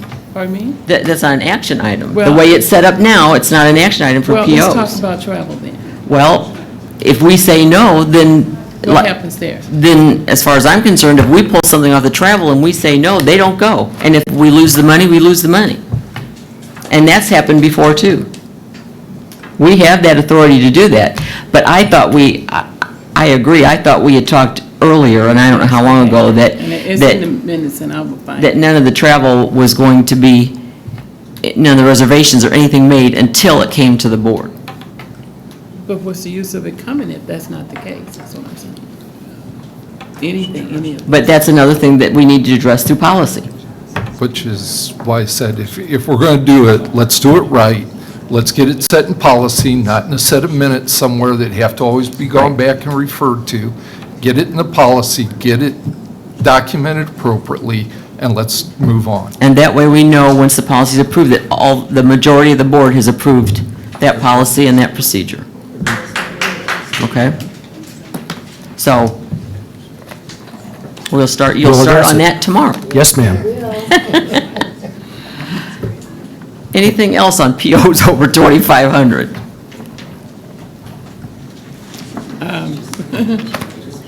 PO over 2,500. Is that, can we talk about legal? If it's a purchase order, is it on there? It's on here. Yeah. Okay, let's talk about legal, or maybe throw some darts at, Please don't. throw some darts at you for a minute. Right. What could have cost, what could have been done, or what was done for $118,991 to HLERC, but within 3 months' time? Thanks for giving me a heads up on this before the meeting. I did look back, and one of the reasons that this amount is unusually high is because there had been an earlier invoice that I had asked them some questions about and did not submit it for payment. And it took them a while to get it to me. So this does not represent 1 month's fees. It's really about 3 months. No, it's about a month and a half. It's not even 3 months. Right. If you would like a report on legal fees, I know Mark tracks those quite closely. We can give you a report on legal fees and the trends. Yeah, I kind of would, because Yeah. one of the reasons we brought in an in-house legal was Right. to cut back and cut our legal costs down. And I think overall, there has been a significant decrease in the legal fees over the course of the past year. This current month was a little bit high. And there are months that there's a lot of activity going on. A case that's getting ready for trial is one in particular that does it. I mean, what happens in the litigation world often is that you have to prepare a case for trial, and you get there, and then you settle the case. And, that means you've spent the money, and that's dictated more by the court system than it is by anything that the attorneys can do. I do review these invoices line by line every single month to make sure that they're appropriate, and I always go back to HLERC with questions about the billing entries. So if you'd like, we can get you a report together that'll show you the legal fees and the trends. Yeah, I think that the trends part's going to be the critical piece, Right. because it starts to justify your existence. Right. Well, in terms of every hour of legal work that I do costs the district about $85 an hour. If you send that work out, it costs anywhere from $250 to $290 an hour. No, understood. Right. But you're not it'd still be hourly. good for Pardon the, me? So you're not hourly, though? No, but that's the equivalent. If you take my salary and divide it by, what a lawyer normally works in the course of a year, that's what it works out to be. And that's the unit, that's like the unit price in the grocery store. If you go in and you're comparing peaches to, one brand of peaches to another, you can look at the unit cost, and that's kind of what that is. but still, it'd be nice to see that, Yeah. so. Any other questions on the POs? We'll move on to reported requests under the Freedom of Information Act and status of such requests. Since our last board meeting report on May 26, 2015, we received 7 new Freedom of Information Act requests. Of these new requests, 6 were filled. There were 2 pending requests noted on the May 26, 2015 board report. Those were filled. We received 60 requests for this calendar year. Thank you. That brings us to the consent agenda tonight. It consists of, number 1, the payment of bills, number 2, the Human Resources Report. The proposed action is the appointment, employment, compensation, performance, resignation, retirement, or discharge of an employee. 3 is payment for travel. 4 is temporary approval and payment of bills. The proposed action is that during the period between June 15th, 2015 and the next regular school board meeting, the chief financial officer is given full authority to approve and pay any amounts due and owing by the school district, which in his judgment is the best interest of the school district, require payment prior to the next school board meeting. Number 5 is the Bradley University contract. The proposed action is that the Board of Education approve contracts with Bradley University to host a staff event on Thursday, August 13th, 2015, as well as high school graduation events on Saturday, May 21st, 2016 at the Renaissance Coliseum at a combined cost of $6,000 plus operational costs. Number 6 is the conversion of Richwoods High School from a targeted assistance Title I school to a school-wide Title I school. The proposed action is that the Board of Education approve the Title I school-wide plan prepared and submitted by Richwoods High School. Number 7 is field trip approval for the Peoria High football team camp. The proposed action is that the Board of Education approve the field trip for the Peoria High football team to attend football camp at Western Illinois University July 23rd, 2015 through July 25th, 2015. The cost of the camp is being paid through fundraising and scholarships. No student will be denied attendance due to inability to pay. Number 8, the field trip approval, the Manual Boys varsity basketball team. The proposed action is that the Board of Education approve the field trip for the Manual Boys varsity basketball team to travel to Purdue University in Lafayette, Indiana on June 18th, 2015 to participate in a summer basketball tournament per Board Policy 6:240. Transportation fees and meals are being paid through fundraising. No student will be denied attendance due to inability to pay. Number 9 is another field trip approval for Richwoods cheerleading. The proposed action is that the Board of Education approve the field trip for Richwoods cheerleaders to attend cheerleading camp at Hilton Garden Inn at O'Fallon, Illinois, July 24th through the 26th, 2015. The cost of the camp is being paid through fundraising. No student will be denied attendance due to inability to pay. Number 10 is administrative contract approval. The proposed action is that the Board of Education approve contracts for the following new administrative personnel for the 2015-16 school year: Karen Ball, Carrie Borger, Patrick Sell, and Denise Smith. And number 11 is approval of a resignation agreement with Corey Olson. The proposed action is that the Board of Education approve the resignation agreement of Corey Olson effective June 15th, 2015.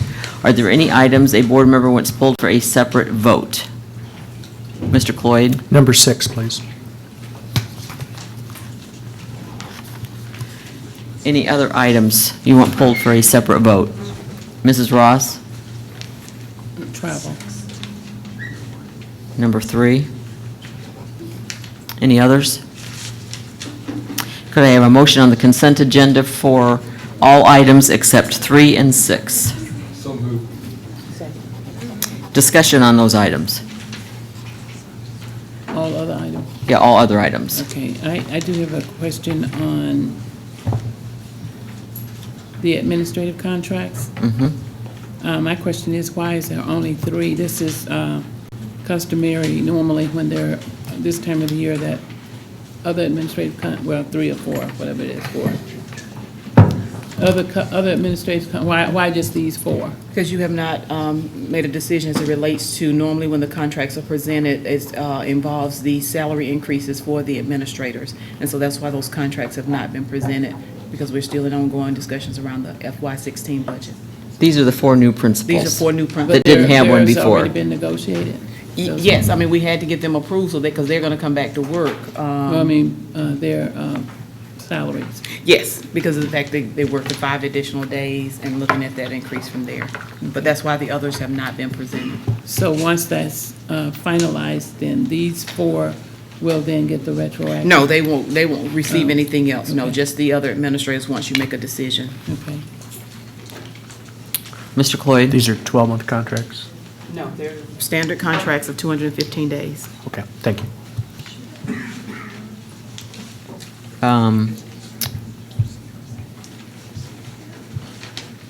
And the temporary approval on payment of bills is because we only have 1 meeting this month, correct? Yes, and then the next meeting is not the July 1. And we only have 1 meeting this month because of the foundation golf outing? Yes. Okay. We changed it several Right, weeks ago. okay. Any other questions on anything but item 3 or 6? Would you call the roll? Aye. Aye. Aye. Aye. Aye. Aye. Aye. Aye. Item 3 is the payment for travel. Could I have a motion and a second on that? So moved. Second. Was there any discussion on this?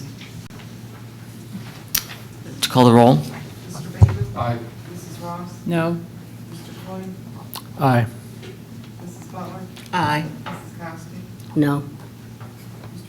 Aye. Aye.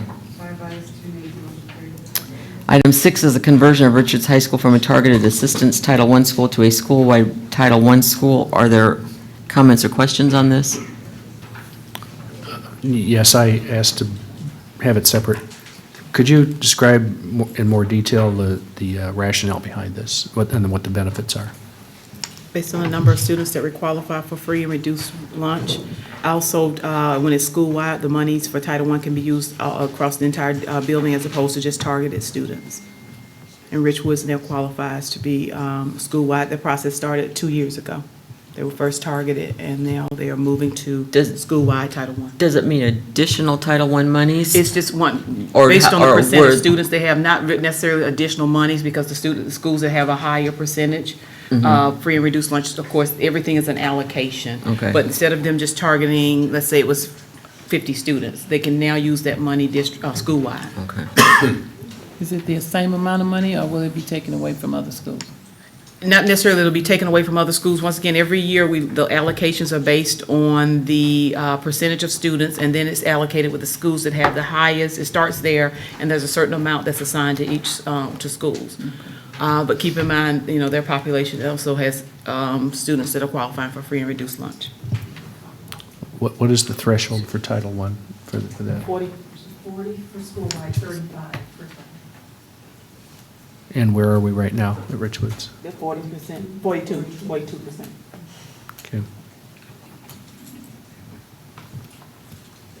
Any other questions? Would you call the roll? There was no motion. Oh, I'm sorry. Thank you. I need a motion and a second. I thought I did that. So moved. Second. Now could I call the roll? Mr. Bateman? Aye. Mrs. Ross? Aye. Mr. Floyd? No. Mrs. Butler? Aye. Mrs. Costa? Aye. Mr. Crawford? Aye. Mrs. Wolf? Aye. 6 ayes, 1 no, motion carries. Thank you. That brings us to deliberation agenda, and we will start with discipline. Yes. Review of suspensions, proposed action that the review of suspensions listed on the report dated June 15th, 2015 be approved as presented. Second. Would you call the roll? Mr. Bateman? Aye. Mrs. Ross? Aye. Mr. Floyd? Aye. Mrs. Butler? Aye. Mrs. Costa? Aye. Mr. Crawford? Abstain. Mrs. Wolf? Aye. 6 ayes, 1 abstain, motion carries. Item 13, revocation of board probation. Proposed action that the revocation of board probation listed on the report dated June 15th, 2015 be approved as presented. Is it amended or presented? I believe it was as presented because that was not changed. Is it amended? No. No. 13 is fine. Okay, so as presented would be the language. Second. Would you call the roll? Aye. Aye. Aye. Aye. Aye. Abstain. Aye. Item 14, expulsions. The proposed action that the expulsions listed on the report dated June 15, 2015 be approved as amended. Second. Would you call the roll? Aye. Aye. Aye. Aye. Aye. Abstain. Aye.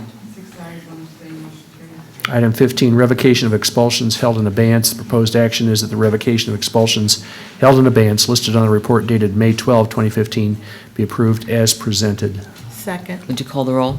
No.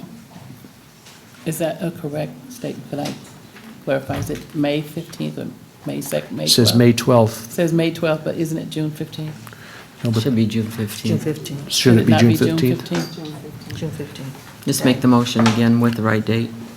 Item 15, revocation of expulsions held in abeyance. The proposed action is that the revocation of expulsions held in abeyance listed on the report dated June 15, 2015 be approved as presented. Second. Would you call the roll? Aye. Aye. Aye. Aye. Aye. Abstain. Aye. Thank you. That brings us to number 16, was the amended budget resolution.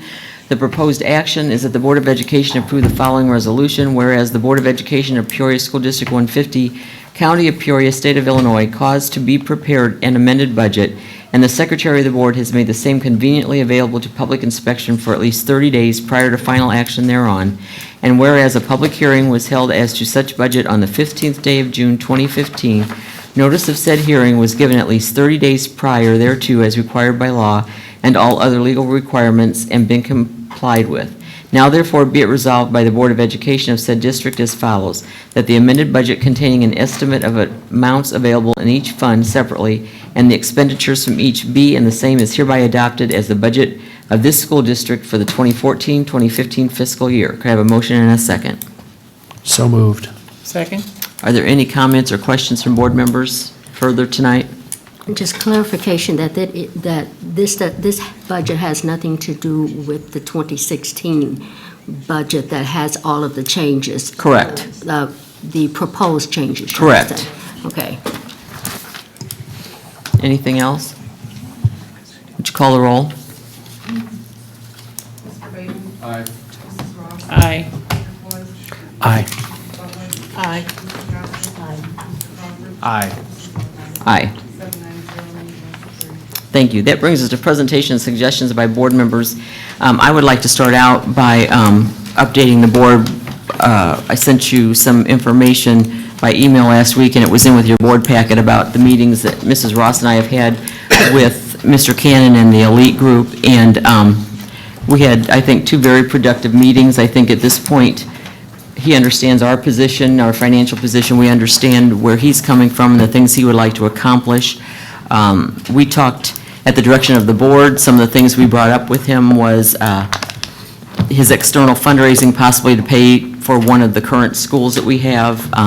We talked to him about expanding some of his professional development that he does with the different schools into more areas to try and spread some of that around.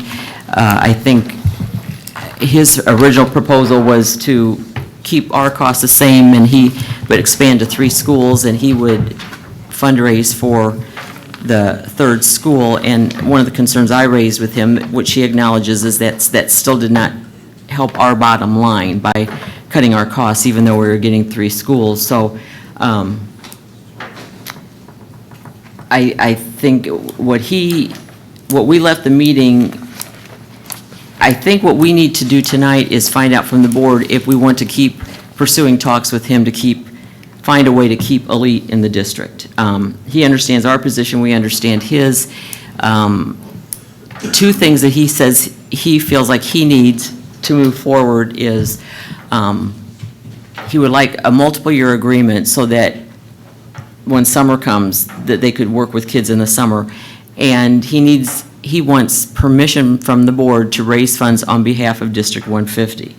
So moving forward, first of all, the board needs to let us know if we want to move forward with trying to work out something with him. He understands we need to find a way for it not to cost us as much, and he would like to try and find a way to do more with the elite program, at least keep what he's got and do a little more. So that's sort of what, I mean, it seems to me like if we can get that commitment from the board tonight, then what we need to do is direct staff to start sitting down with him and coming up with some more specifics on what this might look like, what kind of funds he thinks he might be able to raise. Are we going to look at just the two schools and then spreading out some of the professional development? We talked about professional development possibly with our SROs, although we acknowledge that has to be negotiated. He mentioned that he thought it would be good to do some professional development with during the new teacher orientation with our new teachers as far as classroom management and substitute teachers, those kinds of things. But I think, though we've had some good meetings with him, I think we're at a point where if the board wants staff to move forward to see what we can come up with, that it's time for staff to sit down with them and try and zero in on some specifics of where we might be able to go. I think we did a good job, had two really good meetings with them, and we all understand, they know where we're coming from, we know where they're coming from, and so that's what I think we need from the board tonight to move forward is an indication, do you want staff and whoever to keep working with Elite towards that, and then we can direct staff to sit down and come back to us with some more specifics. Is that about right, do you think, Yeah, that's Mrs. about Ross? right. I think the main thing is in order to move forward and find out if indeed we're going to do anything, there has to be some kind of collaborative agreement that, you know. Of exactly what that we're going to look at. He's able to raise funds. Right. To be able to do some of these things. And I think he needs a little bit more specifics that need to be worked out before he can go to the people that he wants to raise funds from, so that he knows how much he needs, how much he can raise, and tell them exactly what's going to happen. So I think we're at a point where we could get staff to sit down and work through some of those things, and certainly hopefully come back with us at the July 20th meeting with some more very specific information.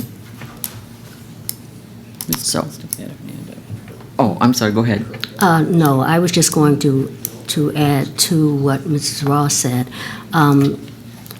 I commend and I thank Mr. Cannon for his foresight and thoughtfulness in wanting to be able to solicit funds to alleviate some of the financial burden on the district. I think there is a definite need for Elite. There have been proven facts that the program does work.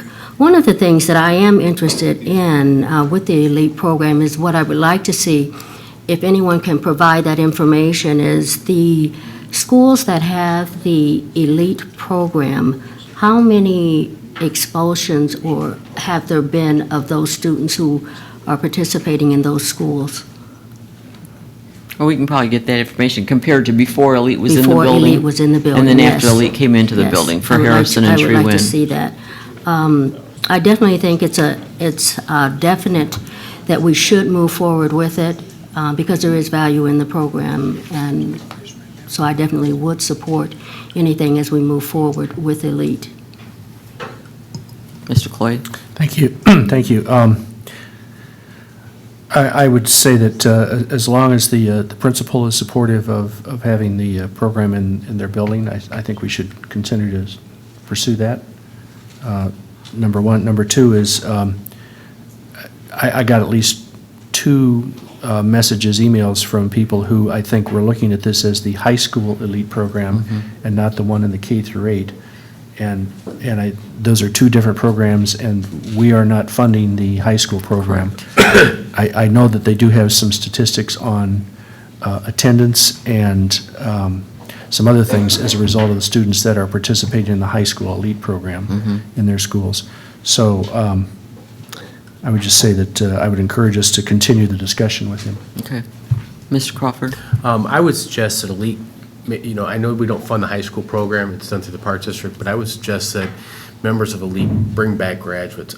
I, for one, would like to see what kind of strides have the individuals who participated in Elite several years ago made? How has Elite impacted their lives?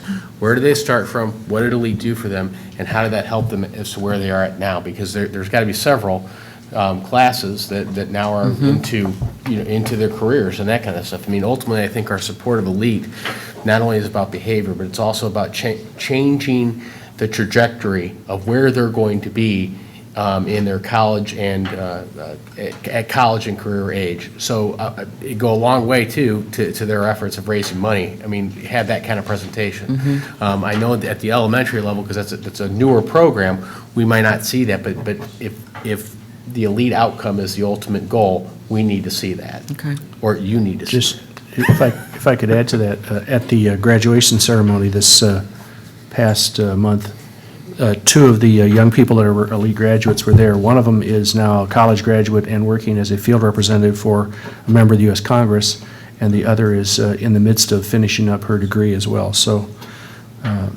there's two examples. Obviously, there may be many more, but it was good to see that these kids came back and said, this is what happened to me. It was very well done. And from the beginning, my concern was the cost in only 2 buildings, but Mr. Cannon is very sensitive to those concerns. He knows that we have to try and find a way to mitigate some of our costs. So I think it sounds to me like I'm hearing from the Horseshoe that we do want to pursue trying to see what we can work out with them to provide these services. So we will direct staff to do that and have them get in touch with Mr. Cannon and see what we can come up with by July 20th. But I think in addition to that, if there's a way to give the go-ahead to, you can't wait until July 20th to go out to the public and say, we need to raise money on behalf of the district to provide some of these programs. I'm just not sure how we need to pursue with that. As a board, because it's a board decision. I mean,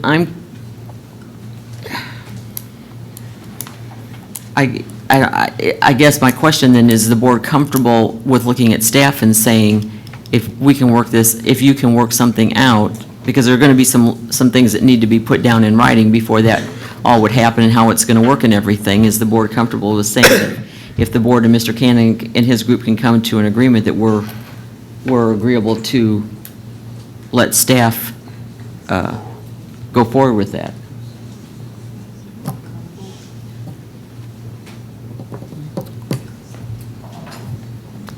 And I mean, we can get a report in between, either through email or whatever.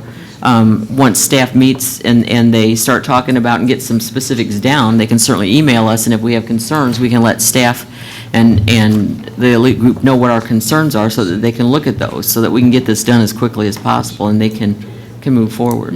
Okay? Does that give you enough direction, do you think? Let me just summarize. Okay. We're going to sit down and meet with Carl, and we will put some things in writing so that we can move forward with him, allowing him to raise money on behalf of the district, but we're going to put something in writing. And so we have permission to continue to talk about that and work on that. Is that what I'm hearing from the entire board? I think so. Yes. Thank you. Okay. Okay, any other presentations or suggestions by board members? You go first. Mr. Bateman. Go ahead. Are you going to speak about your experiences? Are there any other here? announcements before? I would like to get one other thing off. Okay, go ahead. Sure. I did not want to come back after you on this. I know that one of the things, and Dr. Lathan mentioned it about the contracts for the principals, and this may be completely out of turn, but are we at the point where we need to just say, we've seen the input from the principals, we know what their contributions are, and maybe we ought to just say right now, let's take this issue of salary reduction from the principals off the table and let's move on. I would also add, also their increases. I'd take that off the table too. Because in light of especially what Dr. Latham pointed out with what occurred with freezes and that, they're already behind the 8 ball And removing also their increases would just continue to put them further behind. I'm sorry, I'm Okay. not sure I understood what you exactly Okay. said. Well, here's my point. First of all, we got input which was universally negative on that issue, which would be Okay, obviously on expected. what? On the Reducing- idea of the salary reductions Okay. for our principals. Okay, that's what I wasn't understanding what you were saying. That's the topic here. Okay. That's number one. Okay. Number two is, based on the issue of, we do not have our contracts with our principals established yet, and we're waiting for that budget to be set. I don't know how much longer that's going to take, but I think the longer we delay on that, we run the risk of losing talent that's already out there and experienced. And I think it is probably penny wise and pound foolish for us to say we're going to save money by cutting principal salaries and lose talent, and at the same time creating an enormous morale problem where we've got a lot of work to do and they have a huge burden to take care of. So my point would be, as a matter of philosophy, should we just say that issue is off the table and then let's Yeah, move on?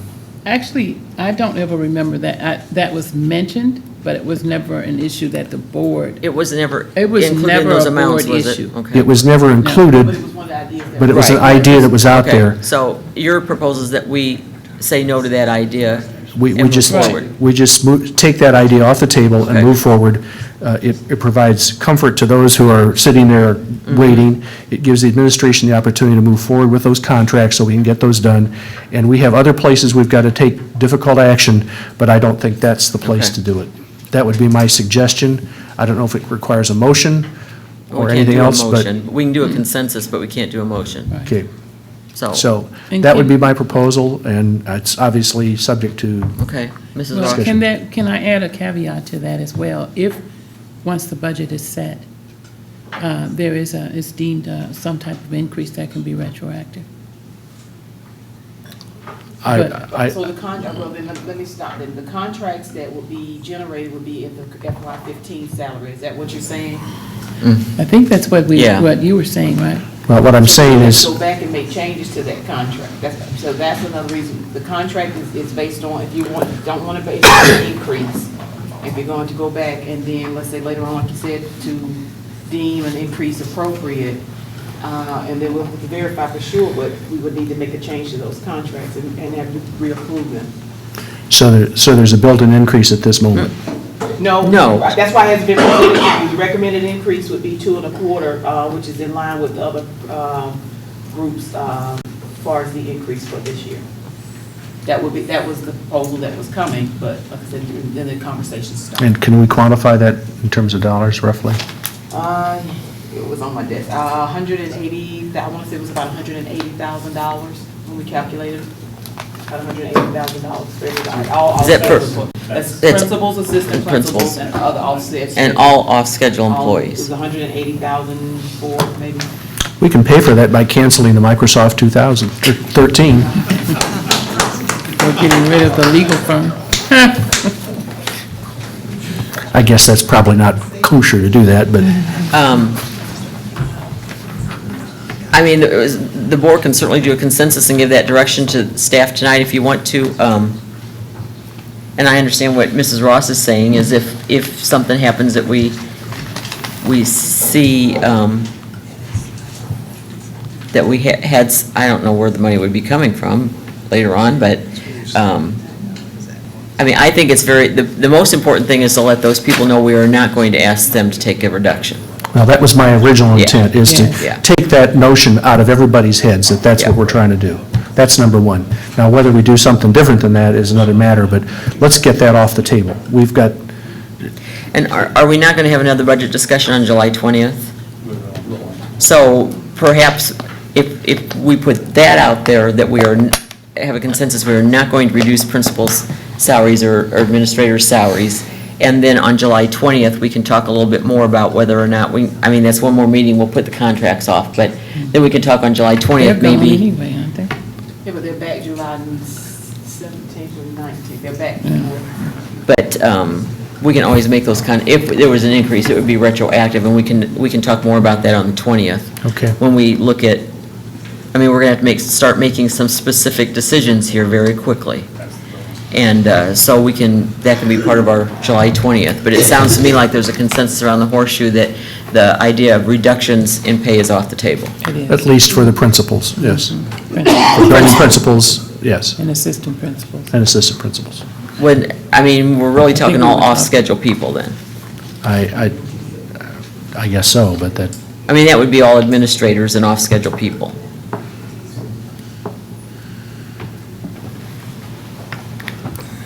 somebody offer their thoughts. Personally, I don't like the idea of reductions if you aren't going to do them across the board.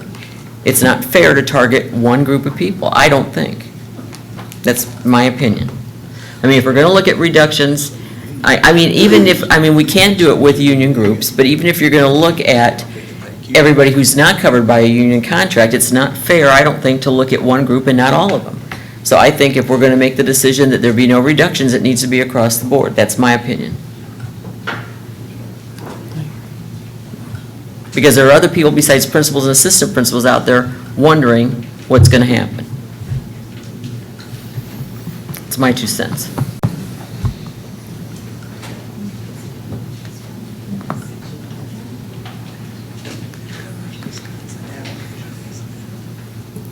We can decide on them on the 20th. So what do we do here? I think we go with the consensus, frankly.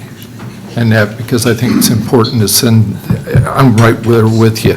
Frankly, I was the one that brought it up, and it was, at that time, we were in brainstorming mode. What are the options out there?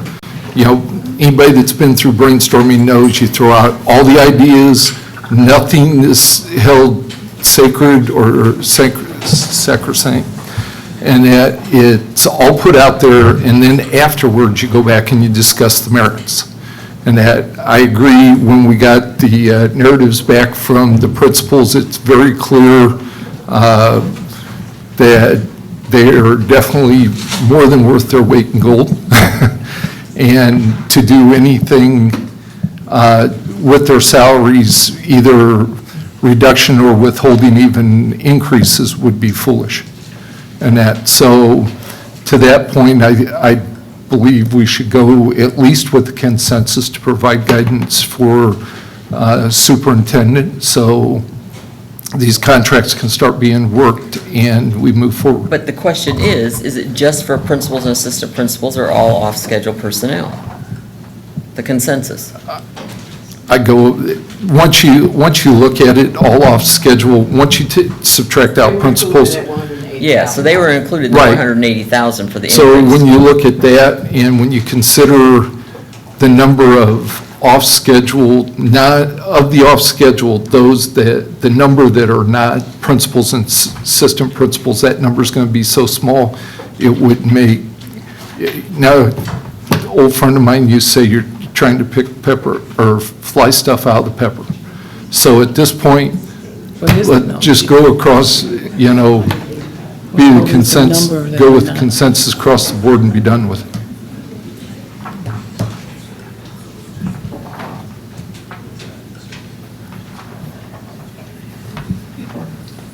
Probably about 35 other pieces.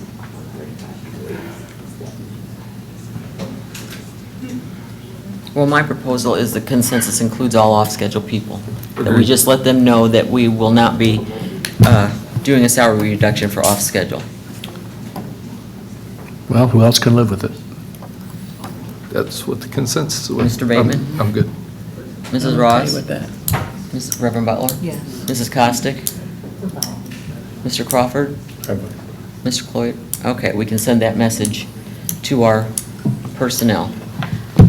Any other presentations or suggestions by board members, other than Mr. Bateman and Mr. Crawford? I have a presentation. Oh, please. Okay.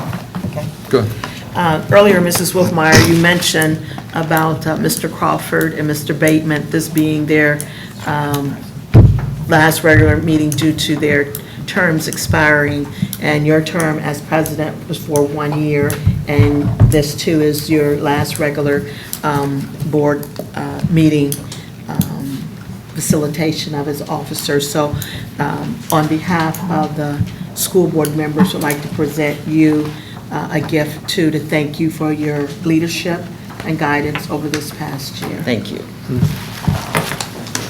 Thank you very much. Now, I never know. I see know, this we every never year, know. but nobody ever Looks like a says gift it. certificate. Now, Mr. Crawford or Mr. Bateman.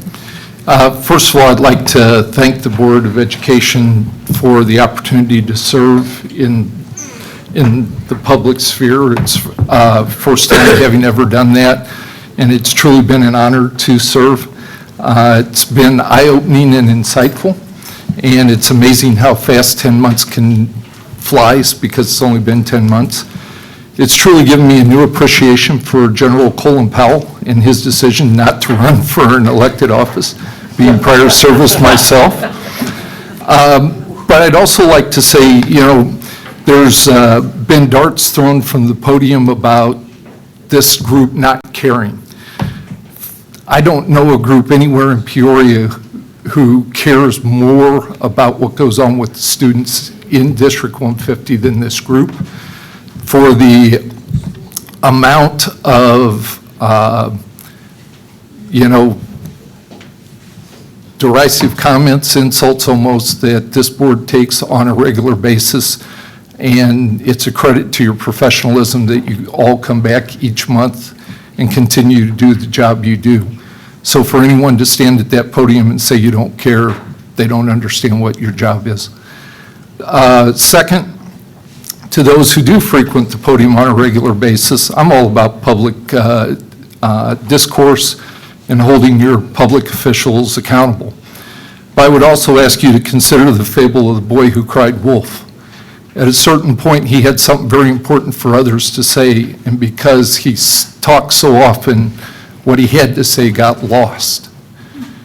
So I would ask you to consider what you have to say and when it's appropriate to say it, because you think you're helping, but what you actually do is stir up a bunch of non-issues that then take away from the management and administration of our school district and force us to have to put out fires that should never had to have been started in the first place.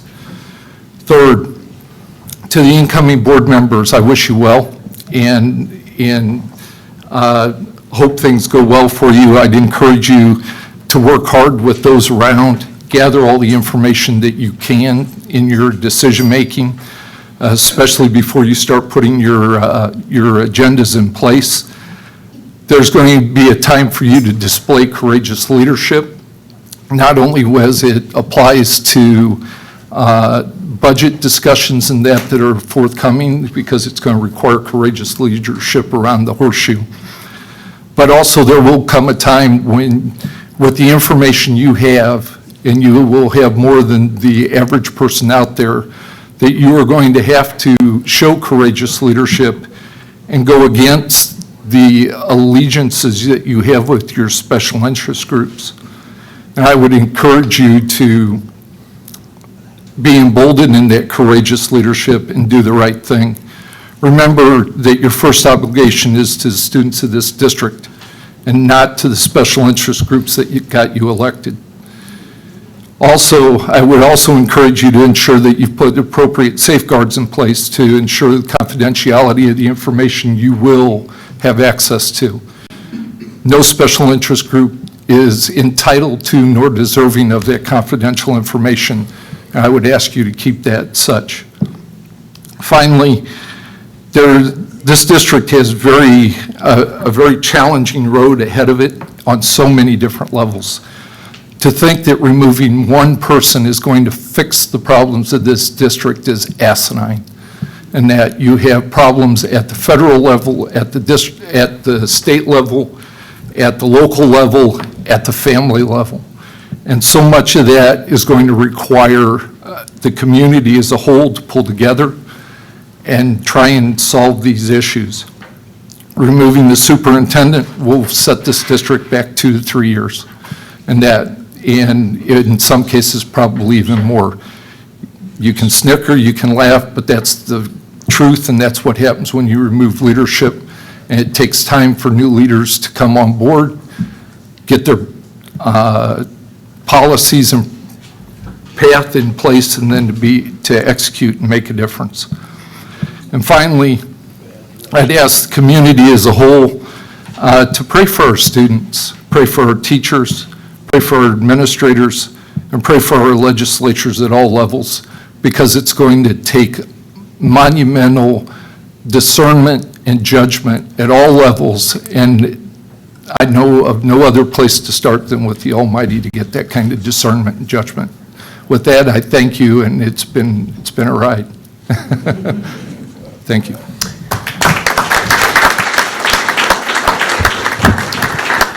Well, I've really enjoyed these past 5 years. I've enjoyed all of you board members. I've learned a lot about myself. I think I've become a better listener. Believe it or not, I always looked at myself as somebody who kind of had a quick temper, quick to interrupt people. And I think I have changed quite a bit on account of serving on this board. I think we've all worked our best to demonstrate respect for one another, respect for one another's ideas, and it's been a pleasure serving with you all. And I want to also extend a special thank you to Joni, who has done such a great job in getting us information on time. She's always been responsive to any of my inquiries. She is the go-to person when I'm sitting in my office and I say, I need this, this, and this. It's right there at a moment's notice on my desk. Very responsive, appreciate it, and wish you well. Mark and Rick, my time with you has been short, but it's been a pleasure. I think, Mark, you have continued a great, you stepped right into the shoes of Dr. Kenny. They were big ones to fill. I think you have brought your own flavor to this position, and I really appreciate you for your expertise. Having served in this capacity at a different institution, I think brings a fresh perspective to the district that I really appreciate. Rick, being in the attorney's chair, you really are a new guy on the job. So, you know, hats off to you for creating this position, taking it and being a good steward of it, because the district long-term does need good in-house legal services, particularly because I know as a lawyer, they need another lawyer to hold their feet to the fire and say, no, I want more out of, you know, you should expect a lot out of the law firms that district uses. And then I also know to the extent that when necessary, you're going to bring your expertise to the fold and bring a special amount of fidelity and duty to the district that may not otherwise be brought. So again, thank you for your efforts. Now, I did prepare some comments, so bear with me. Many have thanked me for my service over the past several weeks as I near the end of my term, reminding me that serving on the school board is a thankless job. That got me thinking, how could it be so thankless if people are always thanking me? Perhaps it's viewed as a thankless position because many feel that I walk around with a cynical view that despite all efforts and time, we never really see much change. I really do not feel that way. I think we have made great strides. We have expanded the IB program, increased access to gifted education, increased graduation standards at the high school level, and enhanced our language arts programs. We've expanded vocational and career opportunities. We've expanded individualized instruction for those who need extra help in reading and math, Mr. Rayner. We have expanded, we were a forerunner in implementing the new requirements associated with Senate Bill 7. Teachers and administrators have been provided access to continued on-site and off-site training. We have improved our technology infrastructure with online registration and learning tools. I can speak to that. My daughter loves Compass Learning, and she's working hard on it this summer. Technology has been enhanced in the classroom. We are now seeing improvements in reading and math scores, particularly at the primary and elementary levels. There is evidence that new programming has taken root and is producing results.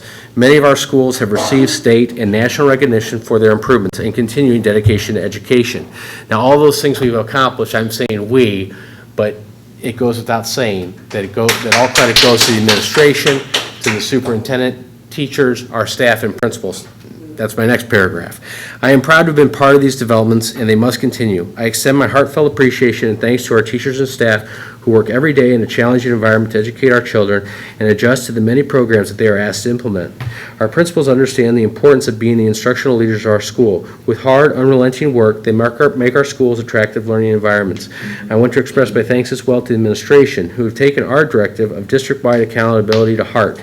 You understand the importance of implementing new programs with fidelity in the face of aversion and of criticism. I want to extend a special thanks to Dr. Lathan. You have always backed your vision with the information we need to support it. You hold every employee in this district with a high standard. One of the unfortunate side effects of demanding change is that it makes people uncomfortable. Principals, teachers, and administrators know this as well. Nevertheless, you still hold to an unwavering belief that things can be better and people can do better. As a board member, this is what I expect of our superintendent, is what we've asked you to do. There are many bright spots in this district. We must work to improve and preserve them. I understand that many may not share my views. I assure you that I do not view every circumstance in this district with rose-colored glasses. There are still schools where much work is needed with educational advancement and a better overall learning environment. Those challenging atmospheres exist because of deep-rooted societal factors over which the district has little control. These factors make it a Herculean job to get many children in the right frame of mind to learn. It takes more time and patience to break through these obstacles of which the district has no control. These obstacles include systemic poverty, teen pregnancy, neglect, systemic unemployment, gangs, violence, single-parent families, transient families, and drug abuse. We try to overcome these obstacles with auxiliary services and programming, but the obstacles are overwhelming. Hence, I had little expectation that our district would be magically fixed after these past 5 years. What we have done is put the tools in place and the fortitude to stick with them. I would advocate that we maintain that stability and move forward with these programs. At the end of the day, I think we do have too many discipline issues in our schools. I think they represent our biggest challenge to convincing people that things are moving in the right direction and attracting families to our schools.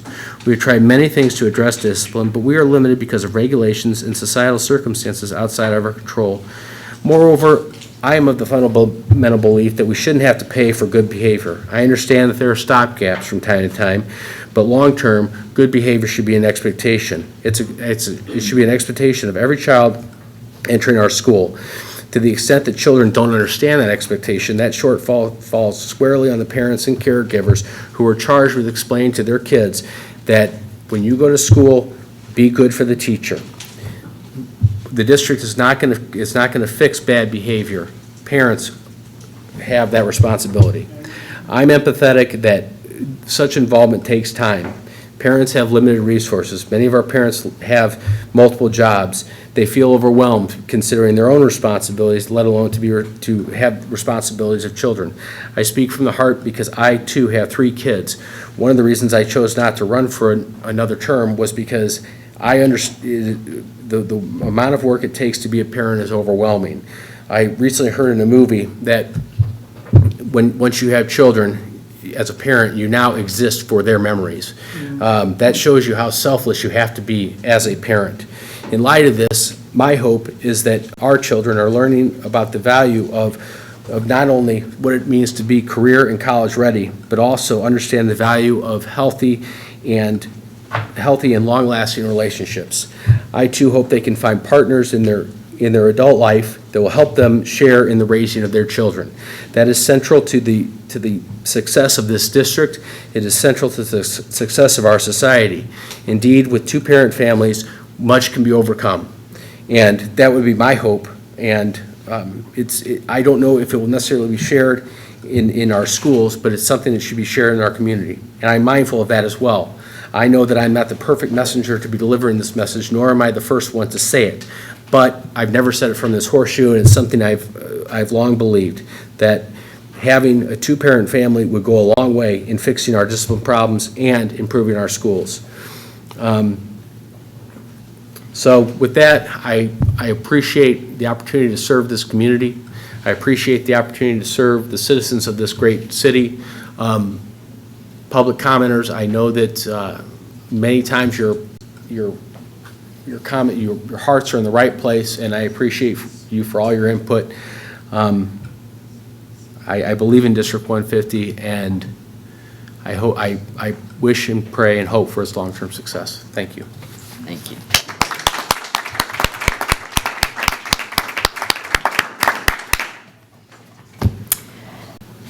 Mr. Cloyd? Well, I would just express my appreciation to both Chris and John for their service, both on the school board and also in the military, and what you've done as a member of the community and also as a member of our armed forces. And I just thank you for your kind comments on behalf of the district, and wish you both well. I've really enjoyed working with you, and I know that you've made a tremendous amount of contribution and effort to this. Thank you for that. Anybody else? Very short and brief, I do want to say to both Mr. Bateman and Mr. Crawford, thank you so much for your service. It's been a pleasure working with you.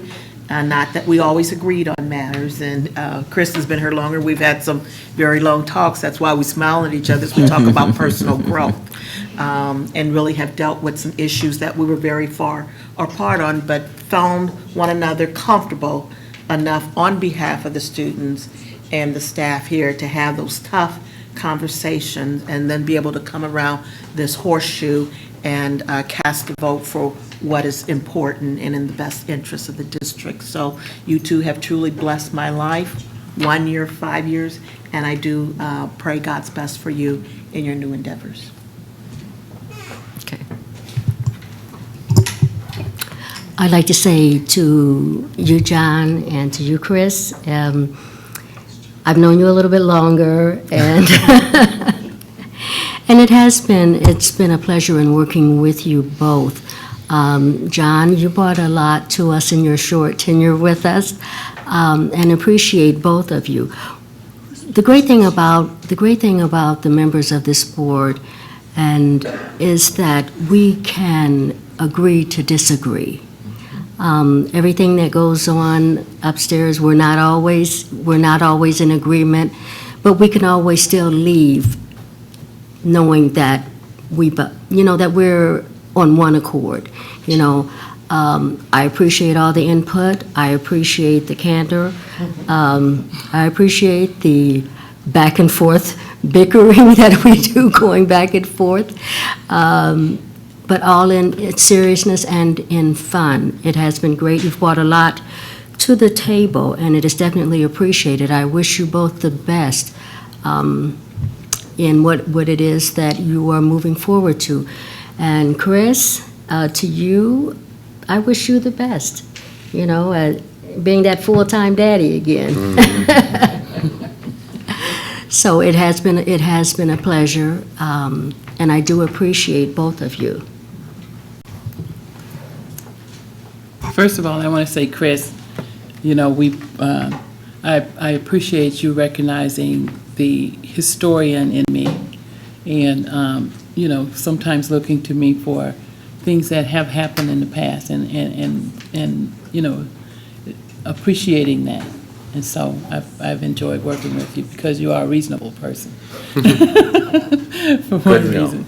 And I've only known you 1 year, John, but you brought a different perspective and caused me to be able to look outside and maybe look for another avenue to get to where I want to go.